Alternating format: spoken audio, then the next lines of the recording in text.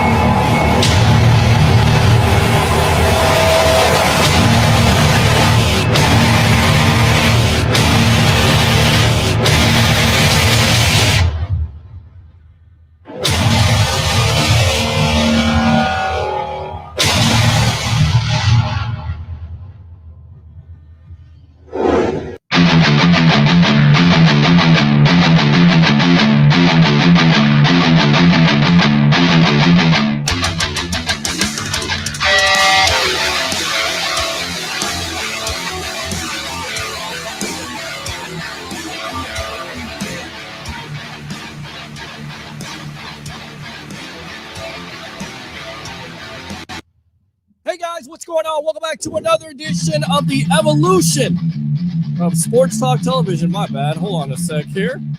Wow, we got something in the background. That's me. Welcome to the Evolution here on a Monday. You got to love it. I'm your host, Peter Blake. It's the Sports Web live on I Love St. Pete and, of course, the Notoriety Sports Network. How do we start off this Monday besides the sound effects in the background? Bring your passion. Bring your excitement.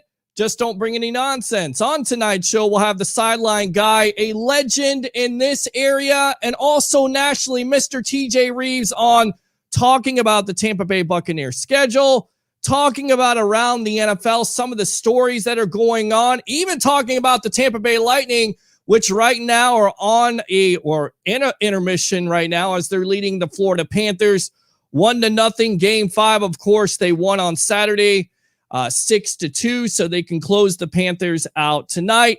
And then, of course, we'll have the legend himself also, Mr. Leo Haggerty, former Coach Scout and now media member, on with us talking about the Bucs and also the Lightning in baseball and anything else you want to talk about, because not only the Tampa Bay Lightning are playing right now, you have the Tampa Bay Rays with an 11-game winning streak, and, of course, reported by Rick Stroud and Greg Allman of The Athletic, and also Tom Brady with his IG. The Bucs are working out right now, a little private workout. Tom Brady, Chris Godwin, Justin Watson, Rojo, Giovanni Bernard. So football season, it is always going on here on the sports web, on the Notoriety Sports Network, and of course, I Love St. Pete. So without further ado, let's go ahead and get the guy on. I've known this guy for at least 20 to 30 years. We always tell this story of how we met. It's kind of like it's kind of funny because at the time, and I got to tell the story and then you can go ahead and interrupt me. We got TJ Reeves. You were doing 820 AM, which by the way, consequently, now is a radio station once again and having sports talk radio. You were doing drive time at that moment.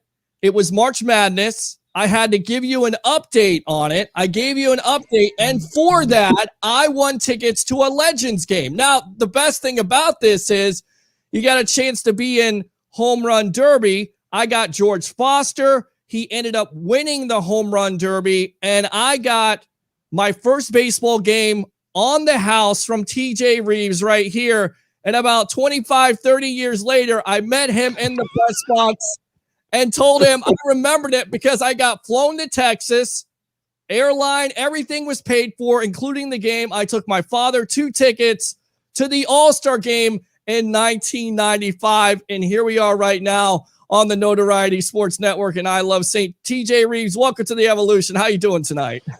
All I know is we have so much going on, and you always tell that story, and I laugh every time. It is great to be with you for a bunch of different reasons that don't make us out to be ancient. That's about a 25-year-old story, all right? Don't make it to be 30 just yet. It's probably about a 25-year-old story. But the coolest thing about that story when you tell it is you were a fan, you were listening, you called in, you won, and people need to understand and appreciate you had never been to a Major League Baseball game because the Rays weren't a team yet. They weren't playing here yet. And your first ever baseball game with your dad is to go to the Major League Baseball All-Star game with free airfare, free hotel, right? Yes. And did we pay for meals? Did we pay for anything else? Could we pay for anything else? Any guided tours or anything else that you might have had going on? And you got to go to the All-Star game. Yeah. What a great story. So I love being connected with you in that way. Let me say this, you're hustling big time. You got the sports web rocking. You're doing it on a Monday night. Typically it would be Monday Night Football during the season. It's Monday Night Hockey. We're in the intermission for the Lightning fans. I even see it over your shoulder, which I love. So do me a favor. Don't touch the dial. I'll just let you know if the Lightning score, because I've got it on the TV over here that you can't see, and I've got it over your shoulder also if the Lightning score. We'll keep the Lightning fans up to date. So yes, anything that you want to talk about, Buccaneers, you can see over my shoulder, Tampa Bay, baby. The Rays have won 11 straight games. Hopefully you can see that in the shot. The Rays have won 11 straight games now, which is the second longest winning streak in franchise history. The Lightning on the verge of winning this playoff series. You see that I have the Super Bowl 45 hat on. Yeah, we got Tampa Bay mojo, brother, working tonight. It's absolutely beautiful, and it's all here on I Love St. Pete and the Notoriety Sports Network, a 77,000 following on I Love St. Pete, and another 25.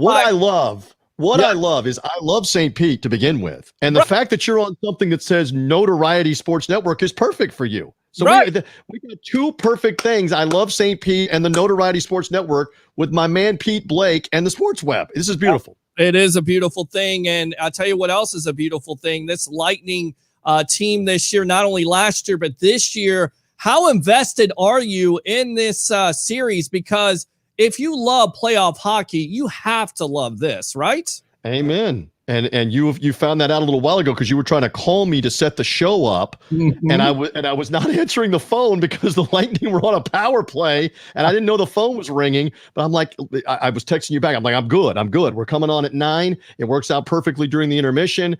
So I am into this. I was into it a year ago during the pandemic bubble Stanley Cup finals that the Lightning eventually won, where they had to play in Toronto with no fans, then get on an airplane and fly to Edmonton with no fans and end up winning the thing.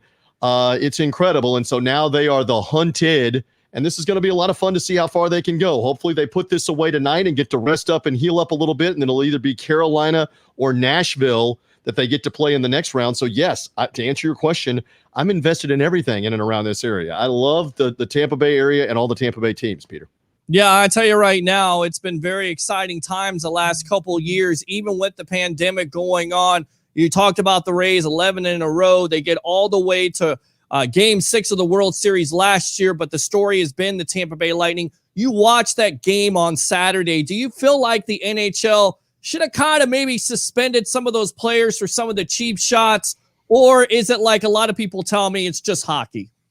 Some of it's just hockey. Some of it's playoff hockey. But honestly, I thought the officials, and this goes across the board in sports, I thought the officials lost control of that game.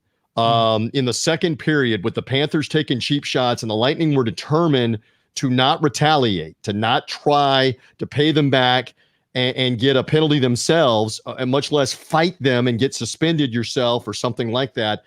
And I thought they lost control of that. And you can bring it back to whatever sports you want, whether it is baseball with somebody gets brushed back or gets hit with the pitch, and what happens with the home plate umpire and the umpires, and do they take control of it?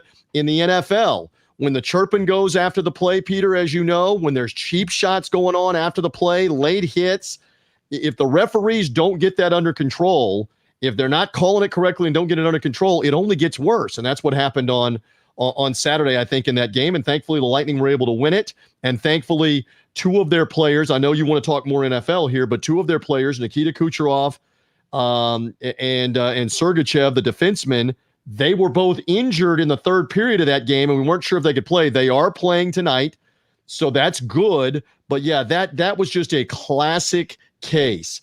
And I realize officiating is a tough job, and I don't know if you've ever tried it at any level. I have done this some. I have reffed some. It is not an easy job.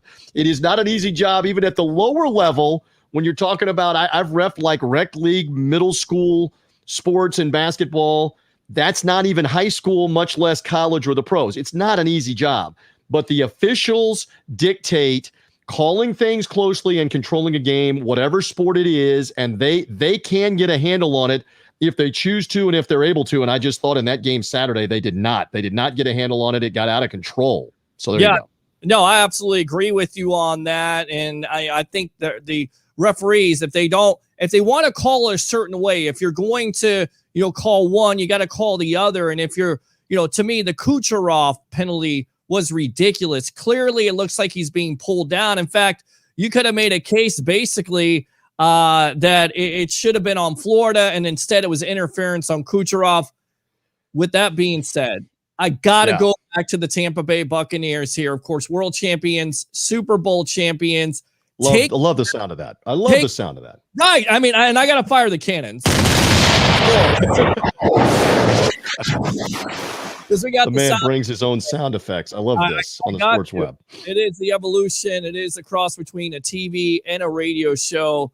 Take me back to that moment where it kind of hits you, or is it kind of, because you're covering this team. You've covered this team for how many years have you covered this team? Just to make sure I have been on and off the game broadcast since 1999, a total of about 22 years. There were 2 or 3 years where I was not on the game broadcast, but this was as surreal and crazy a season. I think you and I talked at some point during it that it took forever for it to sink in that Tom Brady's the quarterback, as you know, for all of us, for fans that are watching, the media, for us broadcast, that the fact that he is not on the New England Patriots, he's on the Tampa Bay Buccaneers, and he's throwing the ball to Rob Gronkowski while we're at it, while we're doing it. It took a while to get used to, but man, what a great run. What a season. And I have a photo for the audience that I'm going to hold up here in just a second that pretty well sums it up. To play the Super Bowl in Raymond James Stadium, which we talked about all last offseason during the COVID-19 shutdown of sports. We talked about, well, if they get the season underway, can the Bucs possibly make the Super Bowl at home? They not only make it, they defeat the defending champion Kansas City, dominated them. It was surreal to be there and be part of that. So the photo that sums it up the best, and I think you may have seen this at some point on social media, is me turning around with the selfie and taking a picture with the confetti flying, the mask on, the microphone, the whole bit. Nice. Let me line my shot up. There I was with the whole thing, confetti flying, fireworks from right down there in the front row. What a privilege to get to be down there and be part of that in Super Bowl 55. And for all time, Peter Blake, It doesn't matter what happens in the future. The first team to ever play in a Super Bowl in their own stadium and now win it is the Tampa Bay Buccaneers. 100 years from now, if they're still playing the Super Bowl, the first team, and they should be. We probably won't be around covering it. You might be. You're younger than I am. The first team to ever do it is the Tampa Bay Buccaneers and win the game. So what a privilege to be there and to be part of that. I tell you right now, and I think this season is probably one of the most special because of all the trials and tribulations that you talk about. The pandemic, you talk about not necessarily having those reps in the offseason. And I go back to 2002, and that was a special team with the defense and Brad Johnson and John Gruden and so much doubt with Tony Dungy in the background, of course, being let go. So there was doubt about, who was going to be the coach. But then you come to this year, and it's totally different. You have a quarterback like Tom Brady. Can he learn the offense? Can he learn the offense in the pandemic? And you have struggles and you have this team doing well. For me, I feel like this is probably, I probably appreciate this season more, as crazy as it sounds, being a fan for so long. I probably appreciate this season more than I appreciate 2002. Is that fair? And that's not disrespecting the Sapp, Brooks, Lynch, Allstott, Brad Johnson, John Gruden Super Bowl run. But I understand what you're saying, that you had so much that had to come together. And you can say all you want about Tom Brady and his previous success in New England, but you started this season from scratch with new personnel, without a preseason, as you referenced. And so in terms of, was it maybe slightly more impressive? It probably was, because that Buccaneer team in the late 90s and the early 2000s was primed to win a Super Bowl. As you know, if you were in and around here, you're a longtime Buccaneer fan, got to the 99 NFC Championship game with Sean King at quarterback and all those Hall of Fame players on defense. You were primed to be right there, but the end result is you didn't get it done until John Gruden showed up and got the offense fixed enough to be able to win it. But I can understand we're on the argument here. If you're saying, was it more difficult circumstances in 2020?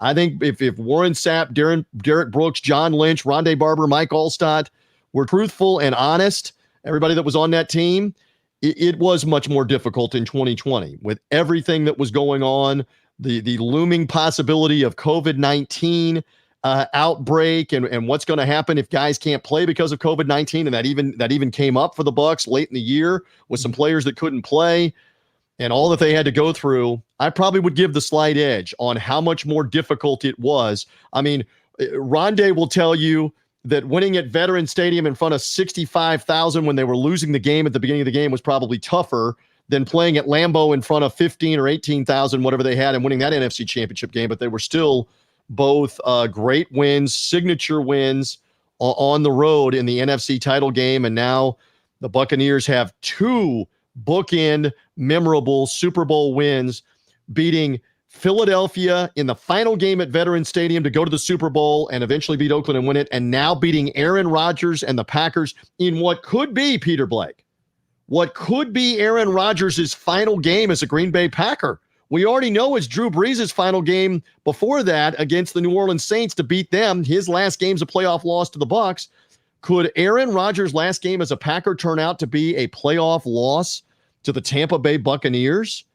And then you go ahead and win the Super Bowl again. It's great bookends and great for discussion. It really is. And you look at, the quarterbacks that basically the Bucs defense disposed of. You had a Drew Brees who they had difficulty with. Washington football team, defense, backup quarterback, but still gave you some trouble. Still a tough game. But Drew Brees, Aaron Rodgers, Patrick Mahomes, it's unbelievable the way that defense dominated. And going back to that Philly game, did it seem like you're very close to that organization? Did it seem like once the Bucs beat the Saints, that basically was a foregone conclusion that they were going to beat the Packers and eventually win the Super Bowl? Did you get that sense being in that building, being around those guys? Okay, so remember, we weren't, and I know what you mean in the figurative sense, we weren't allowed to be around them the same way as a normal one, but you could definitely tell with the attitude, the conversation Brady's experienced, that after they won that game in New Orleans, that it was almost like, we're going to do this. I mean, it's easy to say now, but it was almost as if you could tell in the body language, the expressions that Brady had them honed in. They're going to go to Green Bay and win. What do I know? I'm only part of the game broadcast with the legend Gene Deckerhoff and our great analyst Dave Moore on the radio. I'm only part of the broadcast. All right. But I believe confidently they're going to go to Green Bay and win this game, especially if it's close to the second half. Brady's not losing a championship game if it's close in the second half. He wins them all the time, even on the road for the Patriots. They won 2 or 3 times in the AFC championship game. I just believe they would have Green Bay's number just like they did in the regular season. And honestly, that game should not have been as close as it was in the fourth quarter. They were up 28-10 in the third. And if not for a Brady interception, and they gave up a big play on defense, as I recall, that kind of let Green Bay back in the game, that should have been a lot like the Super Bowl. And so, again, we're going to relish this. They're going to make an ESPN 30 for 30, Peter Blake, about this because it's just all-time stuff that Brady leaves New England, and in the first year that he leaves New England, he takes a new team to 3 road playoff wins and then wins the Super Bowl in his own home stadium. Hollywood rejects that script, and yet it really happened. It was something else. It really was, and we're on with the I would just call him the legend here in the Tampa Bay area and also nationally because he's done Fox Sports Radio. I listen to him, Mr. TJ Reeves here on the Evolution of Sports Talk Television, a part of the Notoriety. I have bad news. It's over your shoulder, and it's just happened. The Panthers have tied the Lightning 1-1 with a goal in the second period. So I realize there are people watching the hockey game. There are people that are going to see this later through all of the technology or whatever. Just know that Peter and I are talking Bucks. We're doing our thing, but the Florida Panthers, they are disappointing me right now in this segment that they have tied the game against the Lightning. I did not hear in the other room. I've got the 12-year-old twin daughters. They're about to be 13. They did not yell out a moment ago. By the way, there's the 12-year-old twins. We were at Disney. We got the masks on, the whole bit. So there's the twins and Daddy TJ. They're on that. I did not hear them yell out, but the Panthers have scored. So we need the Lightning to put this away for everybody's blood pressure, their heart, whatever. We got to save some of this for later on. But anyway, back to it. Thank you for all the kind words. It's been a blast to be around this market and around all of these sports teams. And it's really ebbed and flowed. For the Lightning, they were bad for a while. Now they've been really good for a while. The Rays were bad for a while. Now they've been good for a while. The Bucks were bad for a while, as you know. And now let's hope they get good for a while, not just with this Brady second season, but 2022, 2023. Let's hope it continues to build, Peter. I want to get back to Aaron Rodgers in a moment, but how surprised were you that this organization retained everybody in free agency? I mean, this is like a dream come true. And you hear ESPN, you hear Fox Sports say, there's no way the Bucs are going to be able to keep all these players. But sure enough, the Glazers, Jason Light, they had a plan. How unreal. Unreal. It has not happened since 1979 for the Game 1 starters, and for Super Bowl starters, it has not happened since the 1977 Oakland Raiders. Go ahead. Well, and you take into account free agency, which is what your point is. That's where you always lose guys, and you have salary cap casualties because you can't keep guys. You can't keep everybody. But again, to your point, Jason Light, his staff, John Spytek, the assistant GM, Mike Greenberg, the cap guy, all of those guys, they deserve A+ for the job they have done managing the cap over the last 2 or 3 years, because they knew what the 2020 and 2021 seasons would look like from a cap standpoint, to where you weren't going to have to get rid of anybody because of salary cap reasons. Yes, some guys were potentially going to have to take less money if they came back, and Ndamukong Suh did that, and Leonard Fournette did that, and Antonio Brown, it appears, it's not official, but Antonio Brown is back, all for less money than they probably could have gotten somewhere else.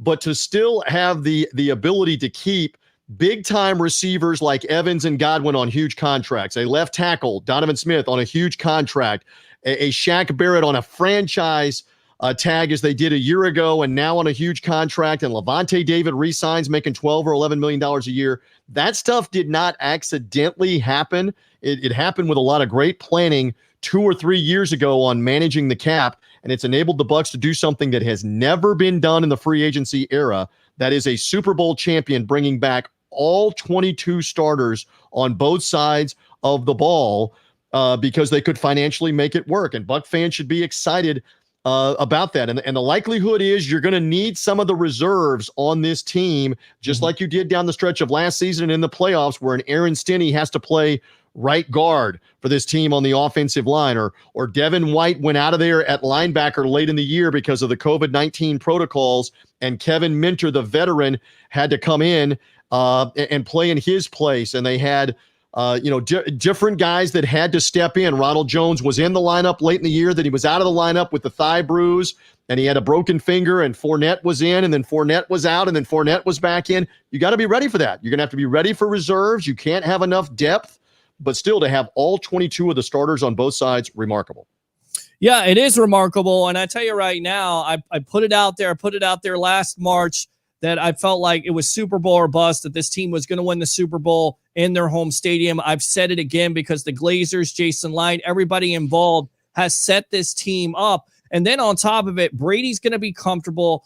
I feel like the defense is going to be even more comfortable, but especially the offense, Gronkowski, Brady, and having Brown back, you figure, with the injury situation, you're going to get him back for a full year. So to me, this offense could actually be better than it was last year, right? It's scary. But yeah, you get an off season to work together. And I know you made mention they're working out away from the facility. They were working out last year during the pandemic at Berkeley Prep early in the morning, the high school in downtown Tampa, for those that are not familiar. And so now they're trying to work out again here together. They're looking forward to training camp and the preseason, and we believe there'll be some normalcy there.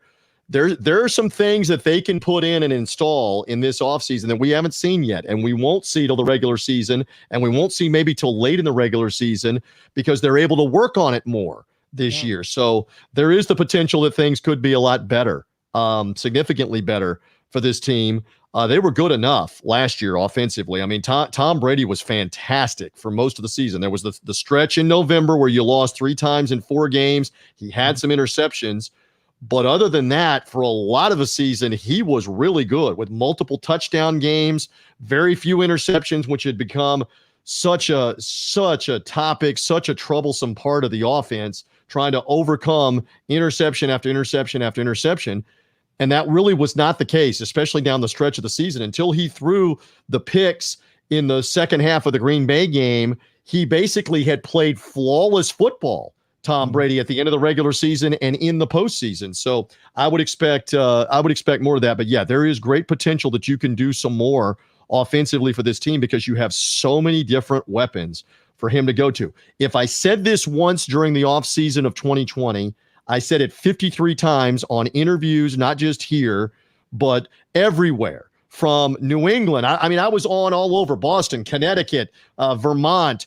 I was on nationally on Sirius XM, on Fox Sports Radio, CBS Sports Radio. They're calling me. They were calling me, Peter, in the middle part of the country. They were calling me in the West. They were calling me in Hawaii to talk about Brady and the Buccaneers. So if I said it once, I probably said it every one of those shows, that you can't fathom Tom Brady walking into that room with Evans and Godwin and Gronk now back, but Brate there, and O.J. Howard when he was healthy, and Ronald Jones and Leonard Fournette, who they eventually got at the beginning of the season. They didn't have him in the offseason when I was doing these interviews. But to have all of those guys at his disposal, and I kept using the analogy, he was trying to drive a Pinto in the Daytona 500, or it's the Indianapolis 500. He's trying to drive a Pinto, Peter Blake, in the Indy 500 with the New England skill players, with their offense. Now you come in with Edwins, with Evans and Godwin. You come in complimenting that with O.J. Howard, Brate, and Gronk. You complement with Scotty Miller, Tyler Johnson. We didn't know about, but we had some thoughts that he might be able to do some things. That's a Ferrari. That's Peter Blake's ride. That's a Maserati. That's a race car.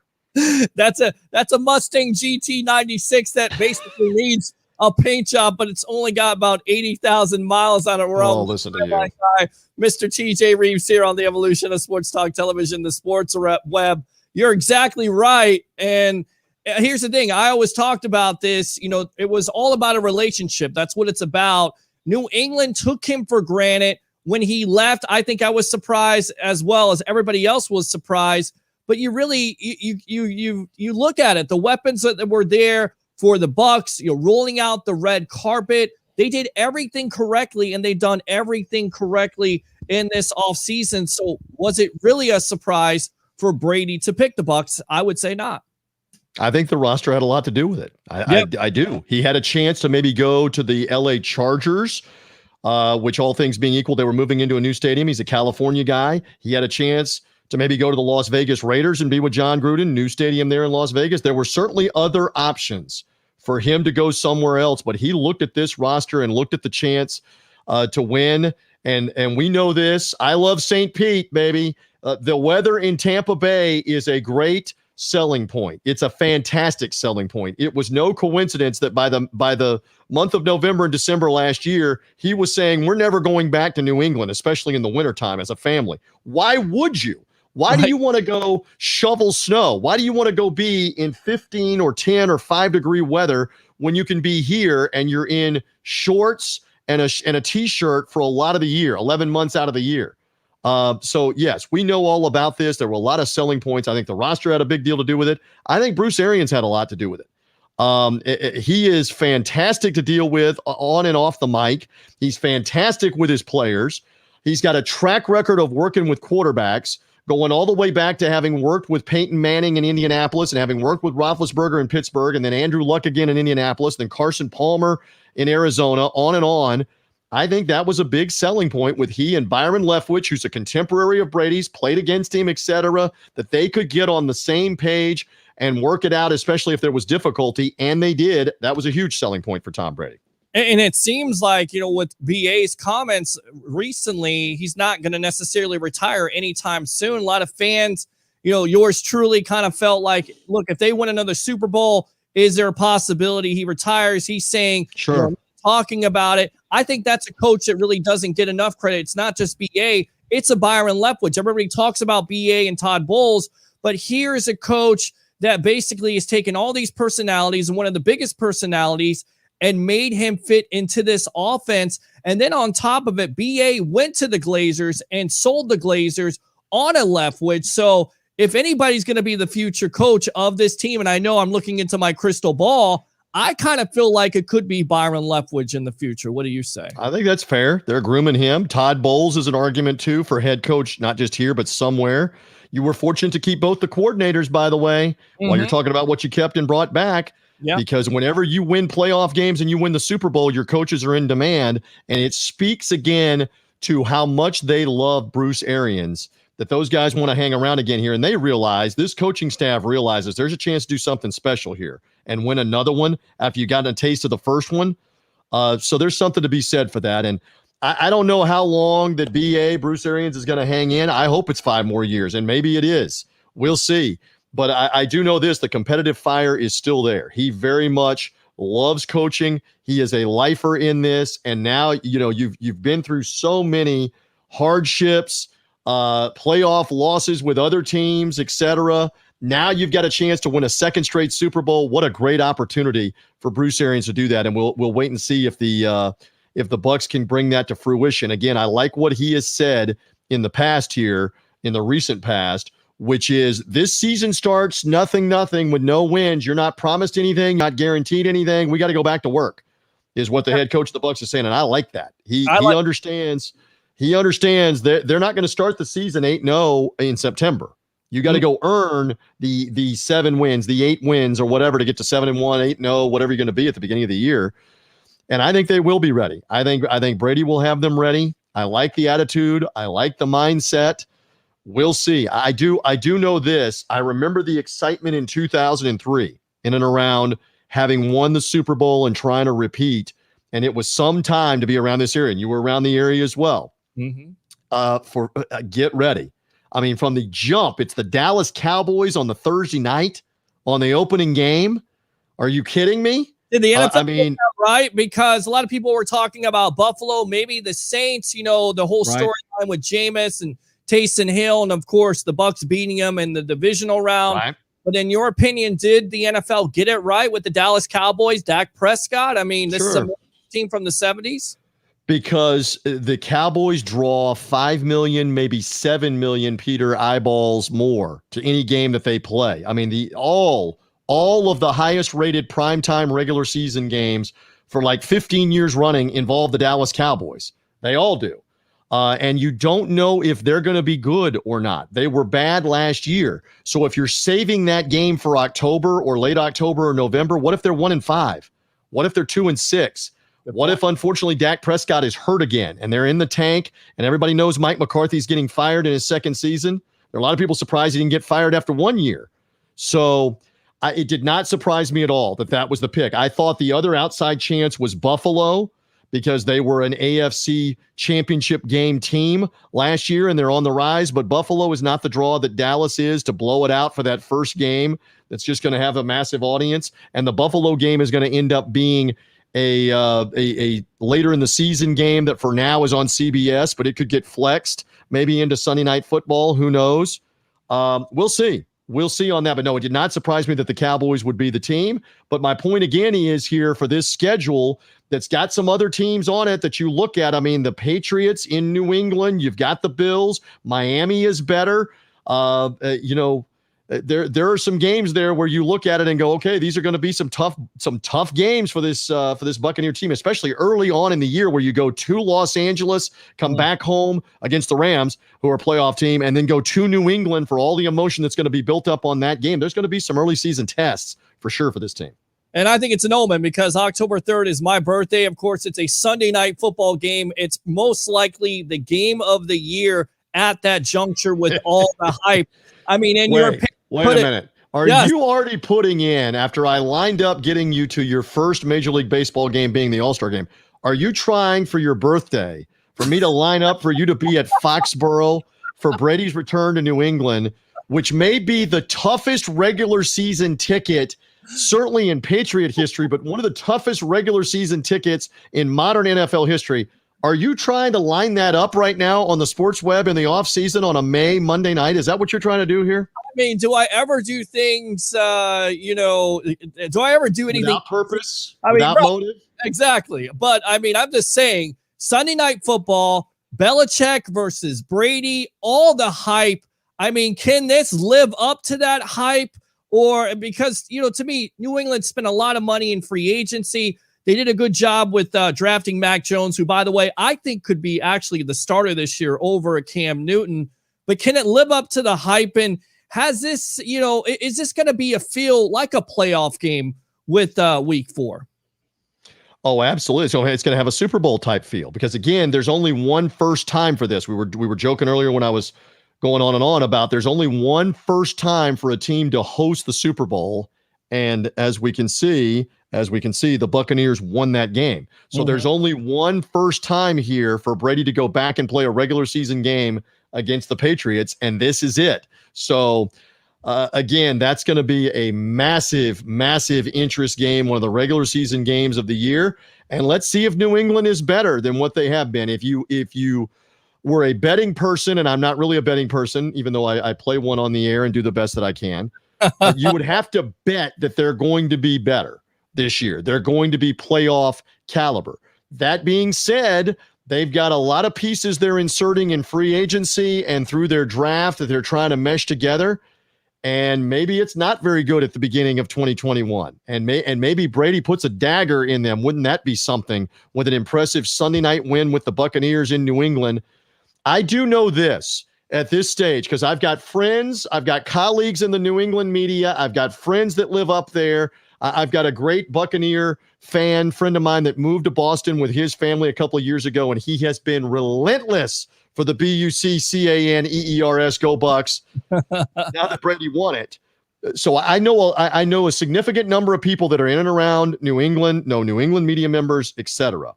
If the Patriots are bad in 2021 while the Buccaneers are good, and lo and behold, if Brady goes and wins up there, the disdain, the anger. I mean, like last year they were in denial and they were sad. It's all the stages, right, of grief and coming to grips with everything. They were in denial last year and they're sad. 2021 Patriot fan is going to turn to bitter, angry, like ex-girlfriend, ex-wife, ex-something. They are going to become venomous If the Pats are bad and Brady, it's good. It's Tommy. Why did you leave us, Tommy? How could you do this to us, Tommy? I can't wait. I can't wait to watch that unfold if it does unfold, because I've heard for the last year and a half, oh, he's the best. Tommy, we're never going to go against Tommy. He gave us all those rings, Tommy, blah, blah. Just wait. If they're bad again and the Buccaneers are good, wait for the venom. Wait for the anger. Wait for the bitterness. It's sports fans. It's sports fans whenever they get jilted and they feel like that guy should be. Just wait for Green Bay. If Aaron Rodgers isn't playing anymore in Green Bay and he's playing somewhere else and succeeding, and the Packers are bad, there will be resentment about Aaron Rodgers blowing this situation up and leaving to go somewhere else. Russell Wilson in Seattle, for all the wins, the Super Bowl win, and all the success, watch what happens if he leaves and goes somewhere else and succeeds and is succeeding, and the Seahawks are bad. It'll be the same thing in Seattle. Peter, it's the nature of sports. It really is. It's what have you done for me lately to still, a Janet Jackson song from the mid-80s there. That's what it's dance like her on the sports web. I may stick around instead of watching the third period of the Lightning game if you're going to dance like Janet Jackson. Oh, why not? I don't think I can pull that off there, TJ. I'm pretty talented, but not that talented. I'm just going to go with this right here. Thank you. Probably not. All right. So Aaron Rodgers, how do you think this situation is going to play out? I mean, could he actually use Jeopardy as leverage? It's crazy to think about, but him walking away, retiring, saying, you know what, I'm going to do Jeopardy full time unless you trade me. And I'm going to tell you right now, I believe he goes to the Las Vegas Raiders with John Gruden. My Lord. John Gruden loves himself a veteran quarterback. To me, it works. Denver, has been talked about, but the Raiders somehow, some way, I think, make this deal. What do you say? I don't know if it's going to be the Raiders, but you bring up a great thing to contemplate. I mean, who could have thought that out of the passing of the broadcasting legend and the Jeopardy legend Alex Trebek, that would somehow become a leverage play for Aaron Rodgers to leave the Green Bay Packers? As we like to say in my house, you can't make this stuff up. Who could make that up? No. Who could make up the fact that the Packers are having OTAs and Aaron Rodgers is engaged to Shailene Woodley, the actress, who's pregnant with their child, going to be their first child. They're getting married soon, et cetera, et cetera. And he's in Hawaii playing a guitar on social media on Instagram while the Packers are in OTAs. Who can make this stuff up? You can't. And yet it is real. And yet it is real life. And if he ends up somewhere else, how bizarre. But we can't say that it's any less bizarre than Tom Brady being with the Tampa Bay Buccaneers and then winning playoff games and winning the Super Bowl. Yeah. We'll see where Rodgers goes. And people, they kind of contemplate and say, you know what, why not the Denver Broncos? Well, they just traded for Teddy Bridgewater, but we all know that John Elway also likes a veteran quarterback, because how bizarre was it to see Peyton Manning in a Bronco uniform? So could history repeat itself? Do you think the Denver Broncos are the overwhelming favorite to get Rodgers? Well, and Elway's on the hot seat. I mean, let's make no mistake about it, that as much as he's a legend in that market, 2 Super Bowl wins and then brought Peyton Manning there and they won another Super Bowl, they've been bad largely for the last 4 years. I mean, after being good forever, the Broncos had not had back-to-back losing seasons in 50 years until they had back-to-back losing seasons a couple of years ago. And now I believe it's 3 in a row, 3 losing seasons in a row. So Elway's on the hot seat to an extent here. And let's wait and see what happens is it Aaron Rodgers? Is it Bridgewater? Is it Drew Lock, the quarterback they played last year, the rookie from Missouri? They got to fix that somehow in Denver, because there's a huge expectation, and maybe that is the landing spot for Aaron Rodgers. And how crazy after Peyton Manning was there and after Elway was there if Aaron Rodgers is the next guy in the long list of Bronco quarterbacks. I got a final question, and then we'll read some questions, and then we got to get another legend in here, Mr. Leo Haggerty, who wants to have his say. In fact, By the way, the Lightning apparently had a tying goal, but there was a big scrum in front of the net, and they've reviewed it, and it's no goal. So we're late in the second period. I'm looking over your shoulder and seeing it and watching it. So I realize people will be watching this later on. We're in real time. We're doing this during the Lightning game. Peter's dedicated. I'm dedicated. We're here, but we have like an extra. You keep seeing me glance to the right, and I'm not that ADD. I keep looking at the game every once in a while, and it's behind you. So I keep doing this behind you, trying to see what's going on. But it's 1-1, and if the Lightning win, they win the series. But continue on. Yes. Absolutely. All right. Tim Tebow to Jacksonville. That's been the other big story. I mean, I've never heard so many people be upset about this. I think it's great. Look, Urban Meyer's coming in there as a new coach from college. He's trying to transition over, which can be very difficult. But, the stats don't lie. What he did with Utah and Florida and Ohio State. In your opinion, first and foremost, do you think Meyer can get it done? And do you think Tebow can be a contributing factor? All right. So I have friends and colleagues in the North Florida media. My buddy Frank Frangie does the Jaguar games on the radio and has for several years. They're going to take their lumps. They're bad. The roster is bad. Trevor Lawrence coming in. Again, there's almost no expectation here. The Tebow stuff, so overblown for the national media. They realize he's a hot button. They realize people salivate, pro and con. It moves the needle. It's a polarizing thing. I keep coming back to the same thing. Tim Tebow's never done anything wrong. Let me say again, he's never done anything wrong in college or in the pros or since his NFL career was over. The guy has been a tremendous role model type guy on the field and off the field his entire career. He believes he can still play. He has missed the competition. That's why he was playing minor league baseball, Peter, for the last 3 or 4 years, riding a bus all around the Florida State League where we live. I mean, he misses winning and losing. And so this is the perfect opportunity where Jacksonville is supposed to be bad. They're trying to sell tickets. They're trying to drum up interest to go back to get somebody. Again, you cannot convey enough. Jacksonville is a Florida Gator town, first, second, and third before the Jaguars. Mm-hmm. Let me say again, they will watch replays of Gator games before they're watching Jaguar games in the regular season. That's how big of a Gator town it is. You cannot convey enough what an icon he is in Gainesville and Jacksonville. The Jaguars will have a full stadium, not because of Trevor Lawrence only, mainly because of Tim Tebow, and to come see what he can do. He's going to make the team. He's going to be there as a reserve tight end. Does he get injured? I don't know. Does he get injured in preseason? I don't know. That could be something that keeps him off the opening day roster. But all of these people that are losing their mind about somebody trying to play tight end at 33 years of age, just first of all, calm down on he's never been in trouble and he wants to try it. And the second thing is, I wouldn't doubt the guy. I would not doubt the guy that he can still play, contribute, block, go catch a pass, or put him in at Wildcat quarterback to throw it and run around some. You're going to see some of that. You're going to see some of that, Peter Blake. Yep, especially on the goal line. I mean, you got to take advantage of it. And could you imagine Trevor Lawrence and Tim Tebow being on, in that red zone together? That would be unbelievable. And I could definitely look forward to seeing that. I tell you what, let's go out to these comments here. Let's go out to Brandon Spikes. He says, hello. Chris Cole says, hey, Peter, what's up? Chris Cole again.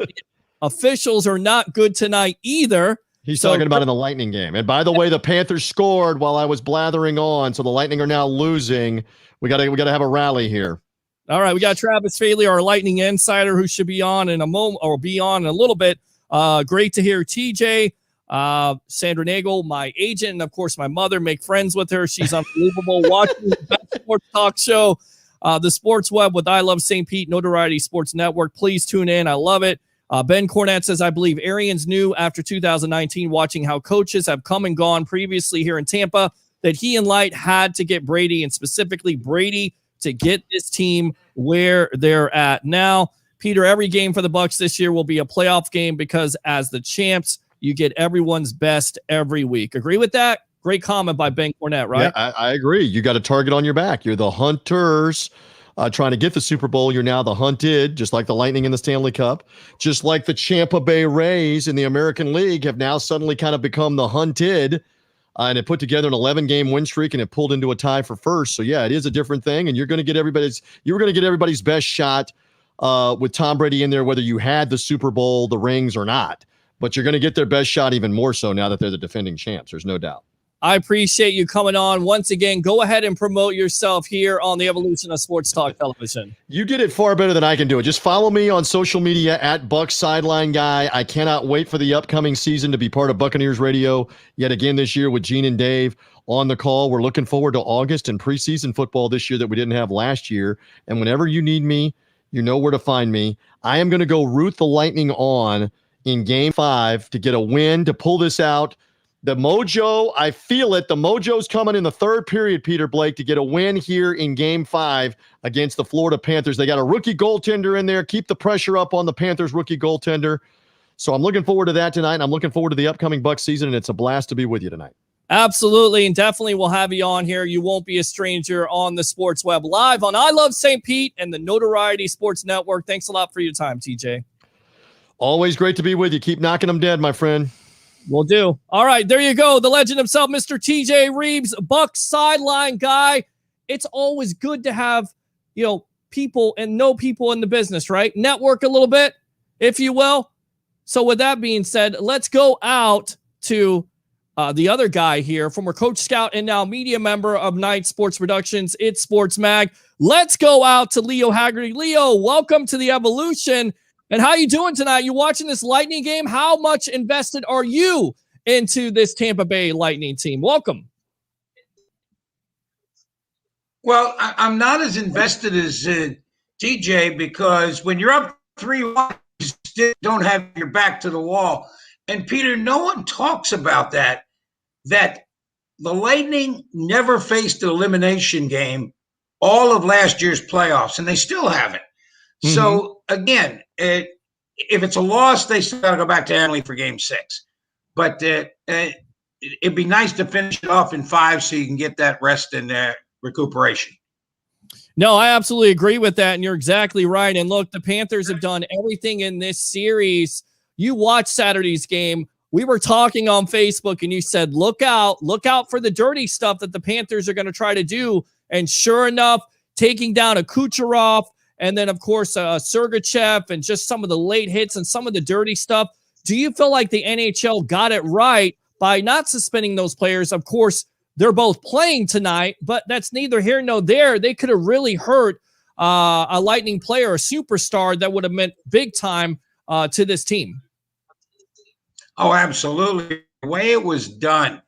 And if you'd have been in the press conference Zoom with John Cooper afterwards, I have never seen Coop this agitated about what happened. In fact, he finally said, look, referees came to us and said, hey, don't do nothing stupid. Don't do nothing stupid.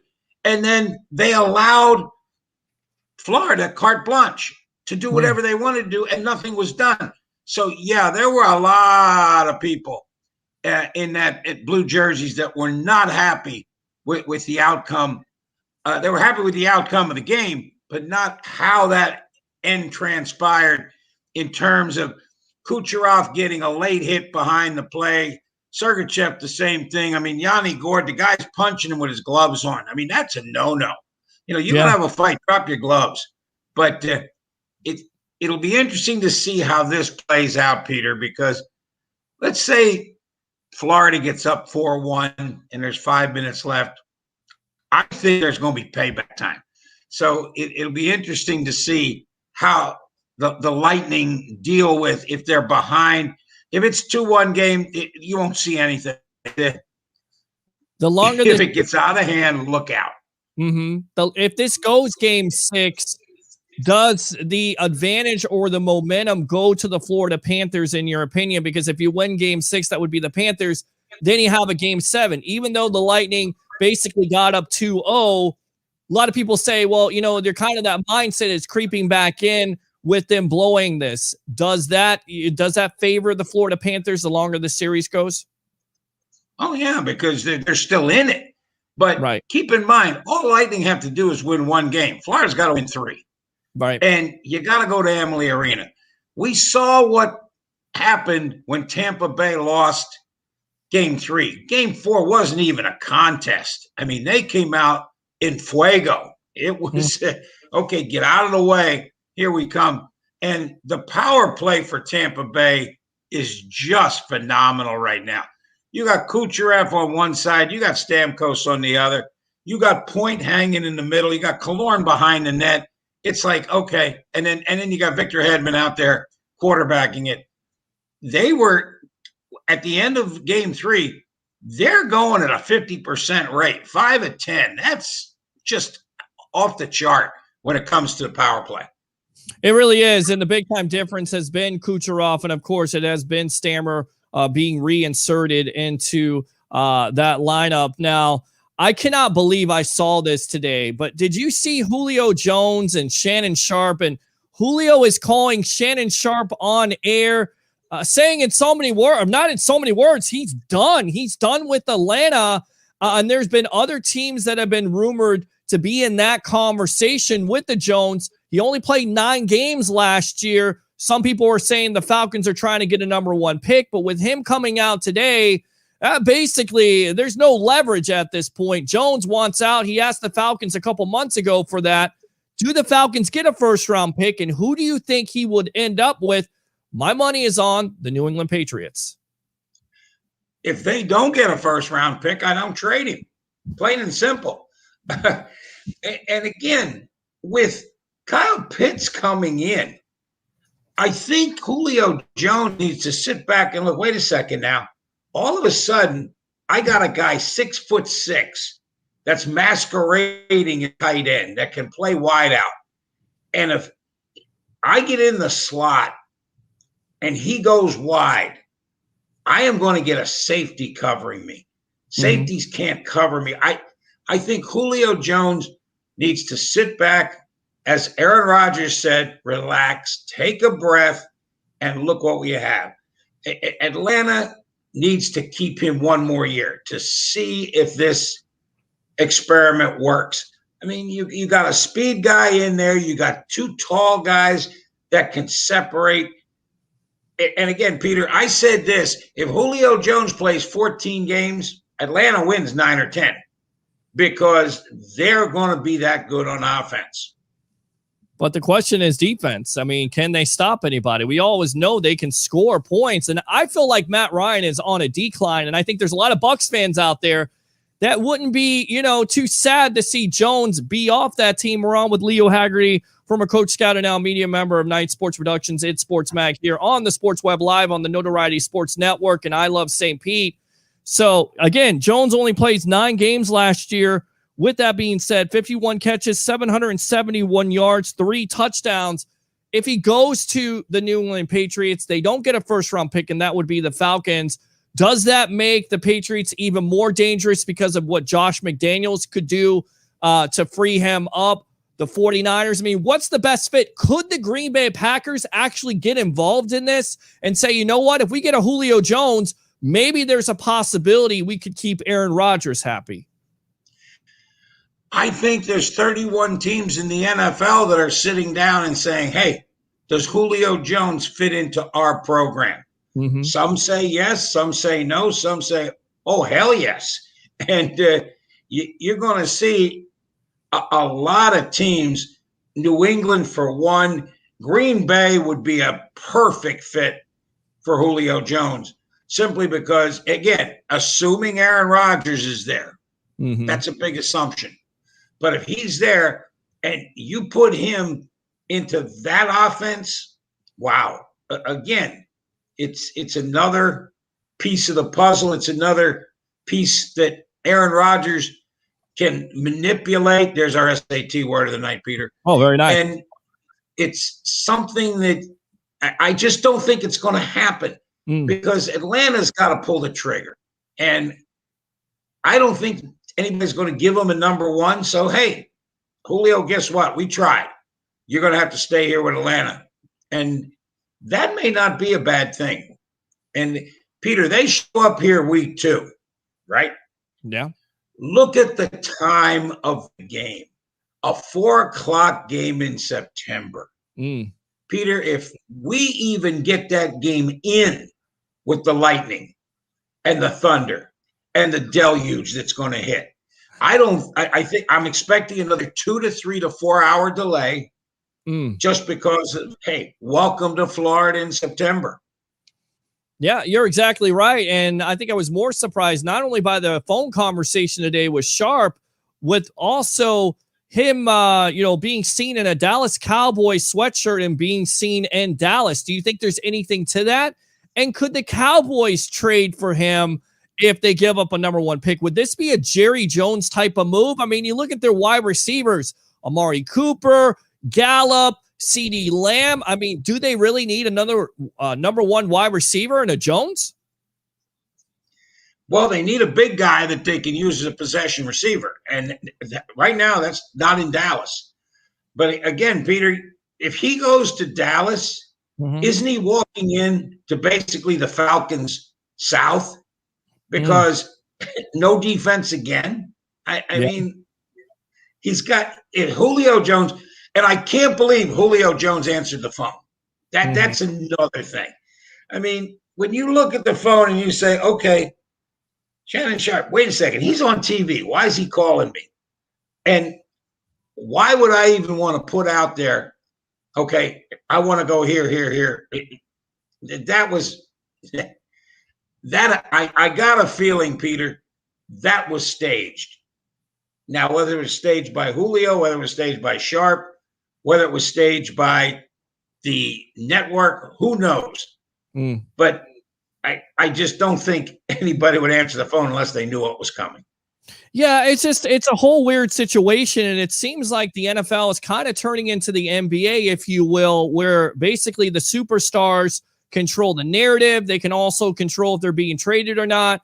Of course, you've seen, much more trades with quarterbacks. You have Aaron Rodgers right now, the possibility of him being traded. I mean, have you heard anything new about that? I know you've got your guy. So is the NFL basically, in so many words, becoming the NBA where the superstars are controlling a lot more than the owners and general managers, or am I making too much of a big deal about it? No, Peter, they are. And it's because of the way the contracts are set up. Okay. If you don't have guaranteed money, and the NBA, you don't want to get down that road because basically you guys will come in and say, trade me or I'm not going to play. I'm just going to sit. I'm going to find a way to get hurt and you still have to pay me. So, yeah, I don't understand why fans get so upset with players trying to control their own destiny because, Peter, these are players that have earned a little bit of a cred by how long they play. You don't see a 1 year or 2 year quarterback. You don't see a Tua going, I want to get out of Miami.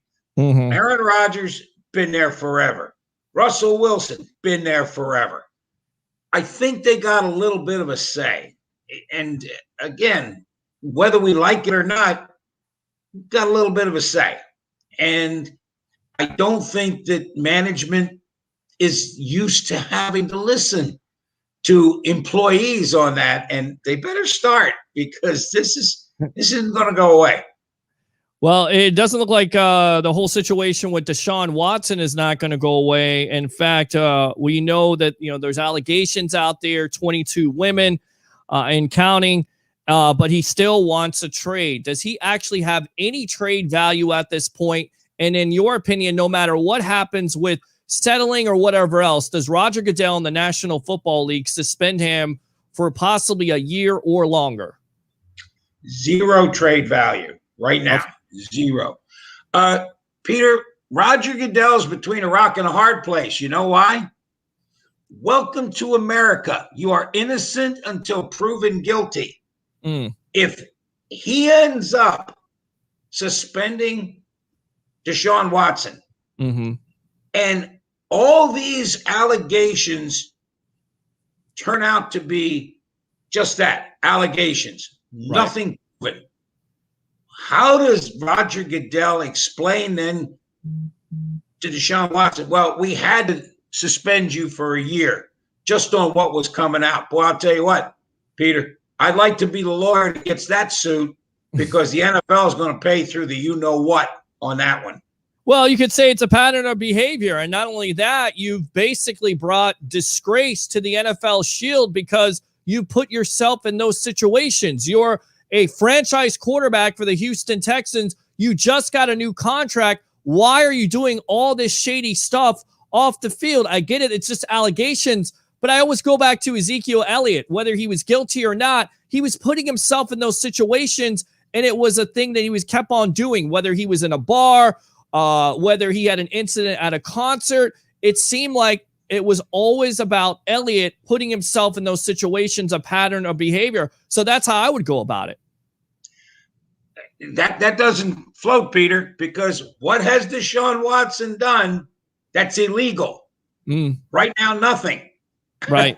I mean, you had Ezekiel Elliott on film. That's a pattern of behavior. Okay. All of this stuff we're talking about with Deshaun Watson, whether it's true, whether it's false, is behind closed doors. Right. And welcome to being an adult in the United States. You got some rights. You can go out. I'm just confused about why Roger Goodell. And again, I'm going to give him credit. He has been hands off of this. And I think he doesn't want to get involved until he sees some sort of decision in this.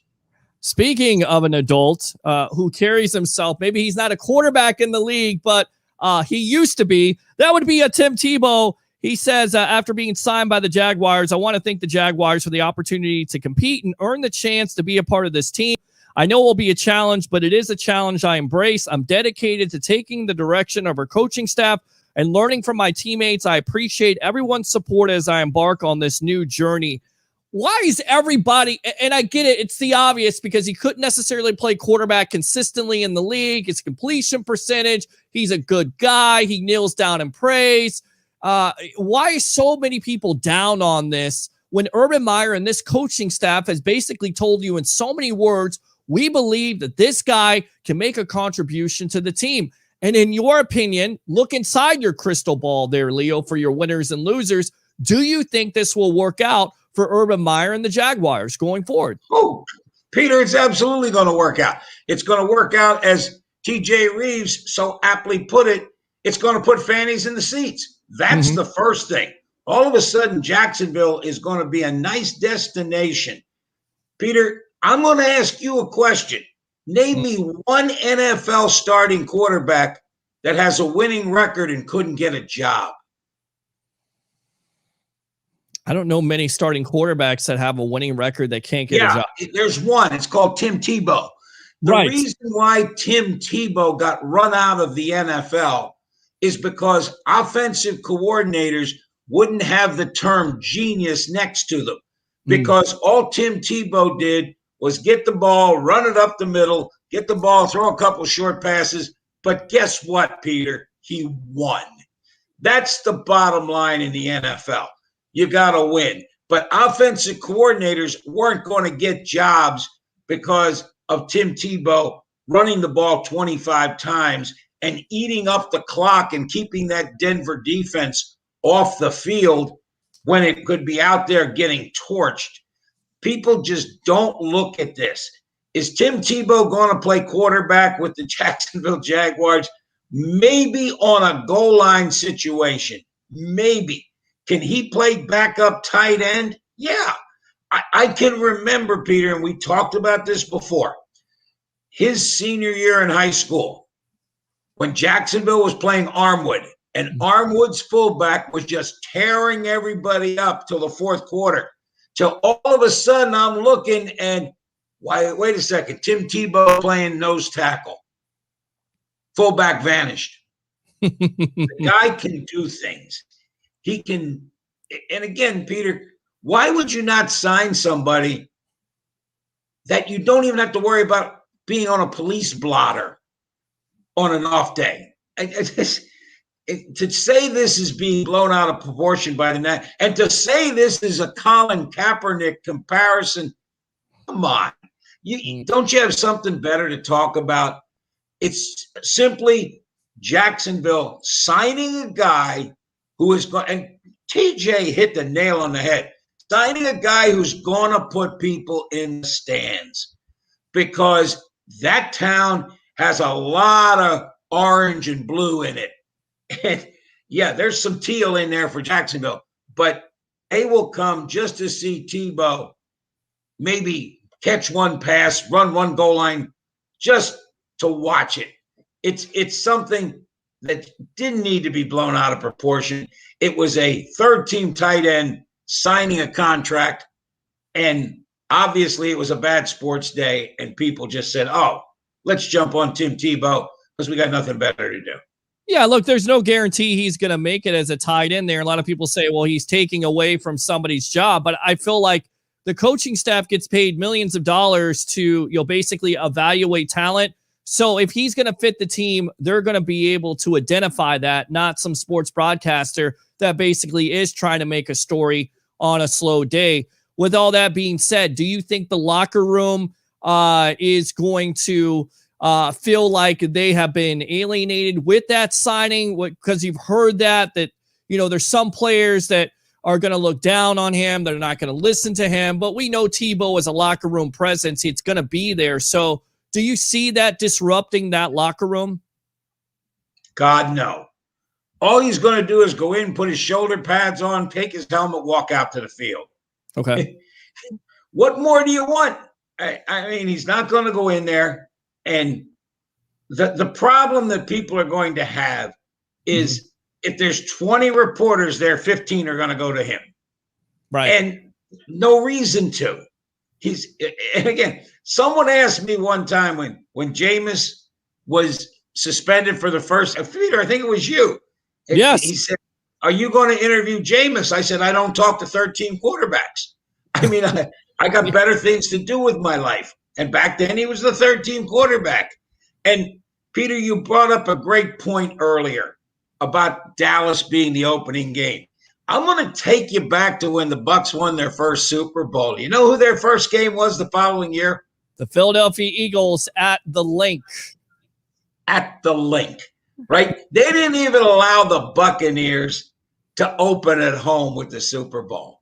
I was very much afraid that the NFL was going to put the Bucs on the road again. And I'll tell you what, the schedule makers did them no favors with this. And people that are talking 20-0, stop smoking. You have, because it's not happening. It just can't happen. There's way too many primetime games. They have right now 7 1:00 games. That gives them 10 primetime games. And that Miami game, if Miami's 4-1, that'll be flexed to the primetime.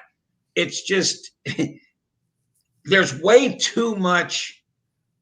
I don't know what to call it, Peter, but take off the rose-colored glasses. Look at what's going on. You got a 44-year-old quarterback that's one hit away. And believe me, they better protect him, because that one hit throws the whole season in jeopardy.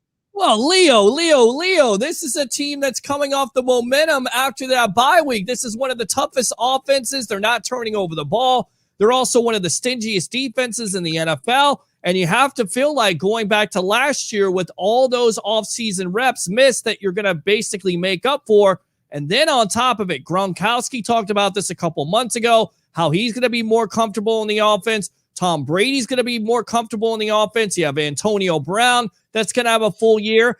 I actually could see this offense being a lot better than they were last year, and that's scary because we all know they had their struggles early on, right? Oh, absolutely. I think the offense is going to be a lot better. Peter, the thing about the NFL is you never stay the same. You either get better or you get worse. Is this team going to get better? Absolutely. How much better? I'm thinking 12-5 is a really good season. Just looking at the schedule and looking at who they're playing and when they're playing them. I mean, people talking about 15-2. I'm going, whoa. Back off. Back off. That's just look at what you got in the schedule. You open with Dallas. You follow that up with Atlanta. Then you got to go out to the Rams. Oh, God, no. 3-0, not a chance.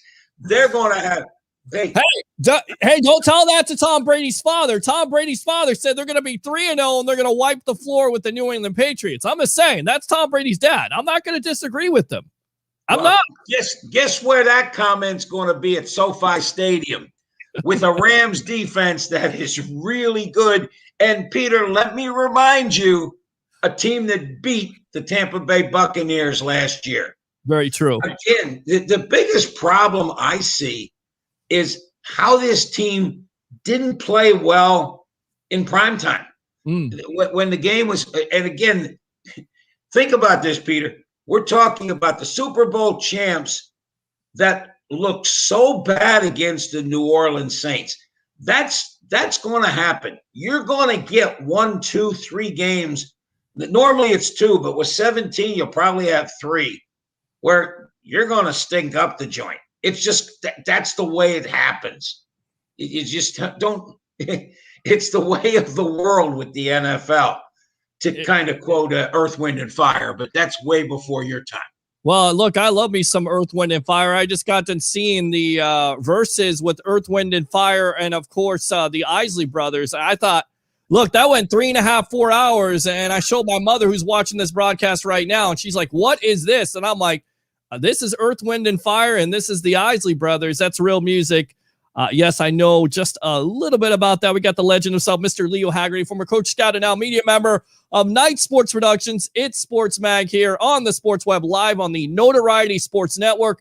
And, of course, I love St. Pete. And speaking of Stafford, of course, he had minor surgery on his right thumb in March after the partial tear of the UCL last season. Get this, though, with all the injury stuff with Stafford, still managed to throw 26 touchdowns last season despite the injury. And he's also said, after 12 years with Detroit, not to the guys, but to the offense, so I can operate and let these guys go play. I definitely have, he said, as far as an adjustment goes, I definitely have a big one. In your opinion, who wins this NFC West? Because I go back and forth. You have Kyler Murray. They've added, J.J. Watt on defense, A.J. Green on offense. Kyler Murray has to step up in his third year. San Francisco possibly having a young quarterback, but getting Jimmy Garoppolo back. The defense, you have Seattle with all their trials and tribulations with the Russell Wilson. And then you have the Rams with that defense and Matt Stafford. And if Stafford can stay healthy, in your opinion, are the Rams not only the NFC West champs, but a Super Bowl contender? Offense sells tickets, Peter. Defense wins championships. The Rams have the right mix to get to the National Football Conference championship game. Mm-hmm. I would not be surprised to see them as one of the 2 teams there. I think Matthew Stafford is the best quarterback that people don't know about, simply because he has labored in Detroit for a dozen years. Matthew Stafford is really good.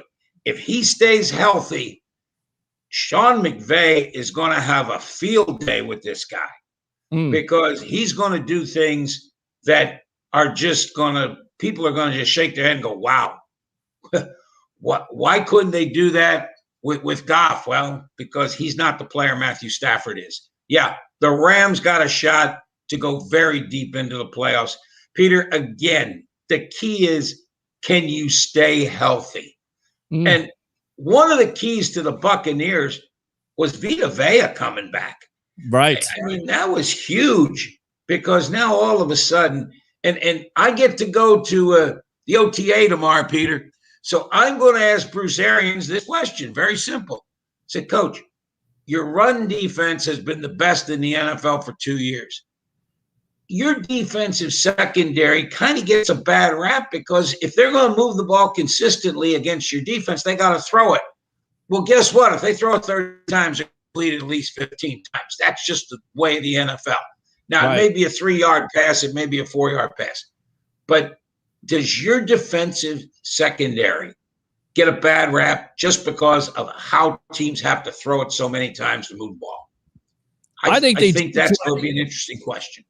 I think it is too, and I think what he'll say is, you look back at the season, especially the postseason, you see a young guy like a Sean Murphy Bunting step up right before your eyes in the Washington game, also in the New Orleans game, where I watched the Saints game early on, and I seen Brees throw it up, and it looked like it was caught by Jared Cook, but Jamel Dean didn't necessarily time his jump out. It looked like the same exact pass, and then you go to the playoff game, and this time it's Sean Murphy Bunting, and he intercepts it. That's the difference between having that big-time turnover and putting that offense in the situation. You have Carlton Davis, who's coming into a contract year. You have a Jamel Dean. Look, I get it. You lose Ryan Smith, who's a special teams player. They have some depth there. But at the end of the day, they do receive a bad rap. And I think it always goes back to Carlton Davis versus a Tyreek Hill. It's unrealistic to believe that, a Hill is going to be able to be shut down by a Carlton Davis. He's just too damn fast. Peter, the biggest thing that helped the Bucs in their Super Bowl run was after the Washington playoff game. Mm-hmm. And the Washington football team was terrible. They were playing with their third quarterback. And the Buccaneers did not play real well. Mm-hmm. But they got that first game jitters out. Go from there. New Orleans, Green Bay, Kansas City. They all played them over the year. And I asked Carlton Davis on the Super Bowl Zoom, can you figure out how fast the guy is on film? He said no. So, all of a sudden, when Tyreek Hill showed up that first game and he torched the Bucs because they had no idea how fast he was. Well, guess what? They had an idea in that Super Bowl game, and they were making darn sure that he wasn't going to be able to put the deuce up again. All right, yeah, and I agree with you. You look at that, that Super Bowl matchup, that should have told everybody, not only that front side of the defense, but the back end of the defense played well because Hill wasn't heard from. Maybe he had some tight end catches, but nobody had any real big plays in that game, of course, because Patrick Mahomes was running for his life, but because of what the defense did and what they learned in the first matchup. With that being said, do you feel like Davis is very underrated? Because he has an opportunity this year, Leo, if he has a good year, to really make some big money in free agency. Yeah, and all the players look for that 1 year going into a contract year to stay healthy and play well, because now it's cha-ching, cha-ching. You can go to the bank. And, TJ brought up a great point too, Peter, and you did as well. The Buccaneers didn't lose any of their offensive or defensive coordinators. Mm-hmm. And that was because they made it all the way to the Super Bowl. Look for the NFL to change rules down the road and just say, look, you can't hire a coach until everybody's done playing. I truly believe that the Bucs would have lost Bowles. They would have lost their offensive coordinator if teams were allowed and forced to wait until the Super Bowl was done. I mean, Todd Bowles was a hot commodity. The offensive coordinator was a hot commodity because of what the Buccaneers did after the bye week. And again, you just look at what was going on with their offense. Peter, Tom Brady came out the other day and said, hey, 8 games in, I'm still looking at the sheet on my arm to try to visualize what that play is. And people don't realize when you change offensive coordinators or defensive coordinators, it's a whole different language. Byron Leftwich, it's a quarterback who played the game talking to a quarterback who's in the game. I think that was huge that was happening.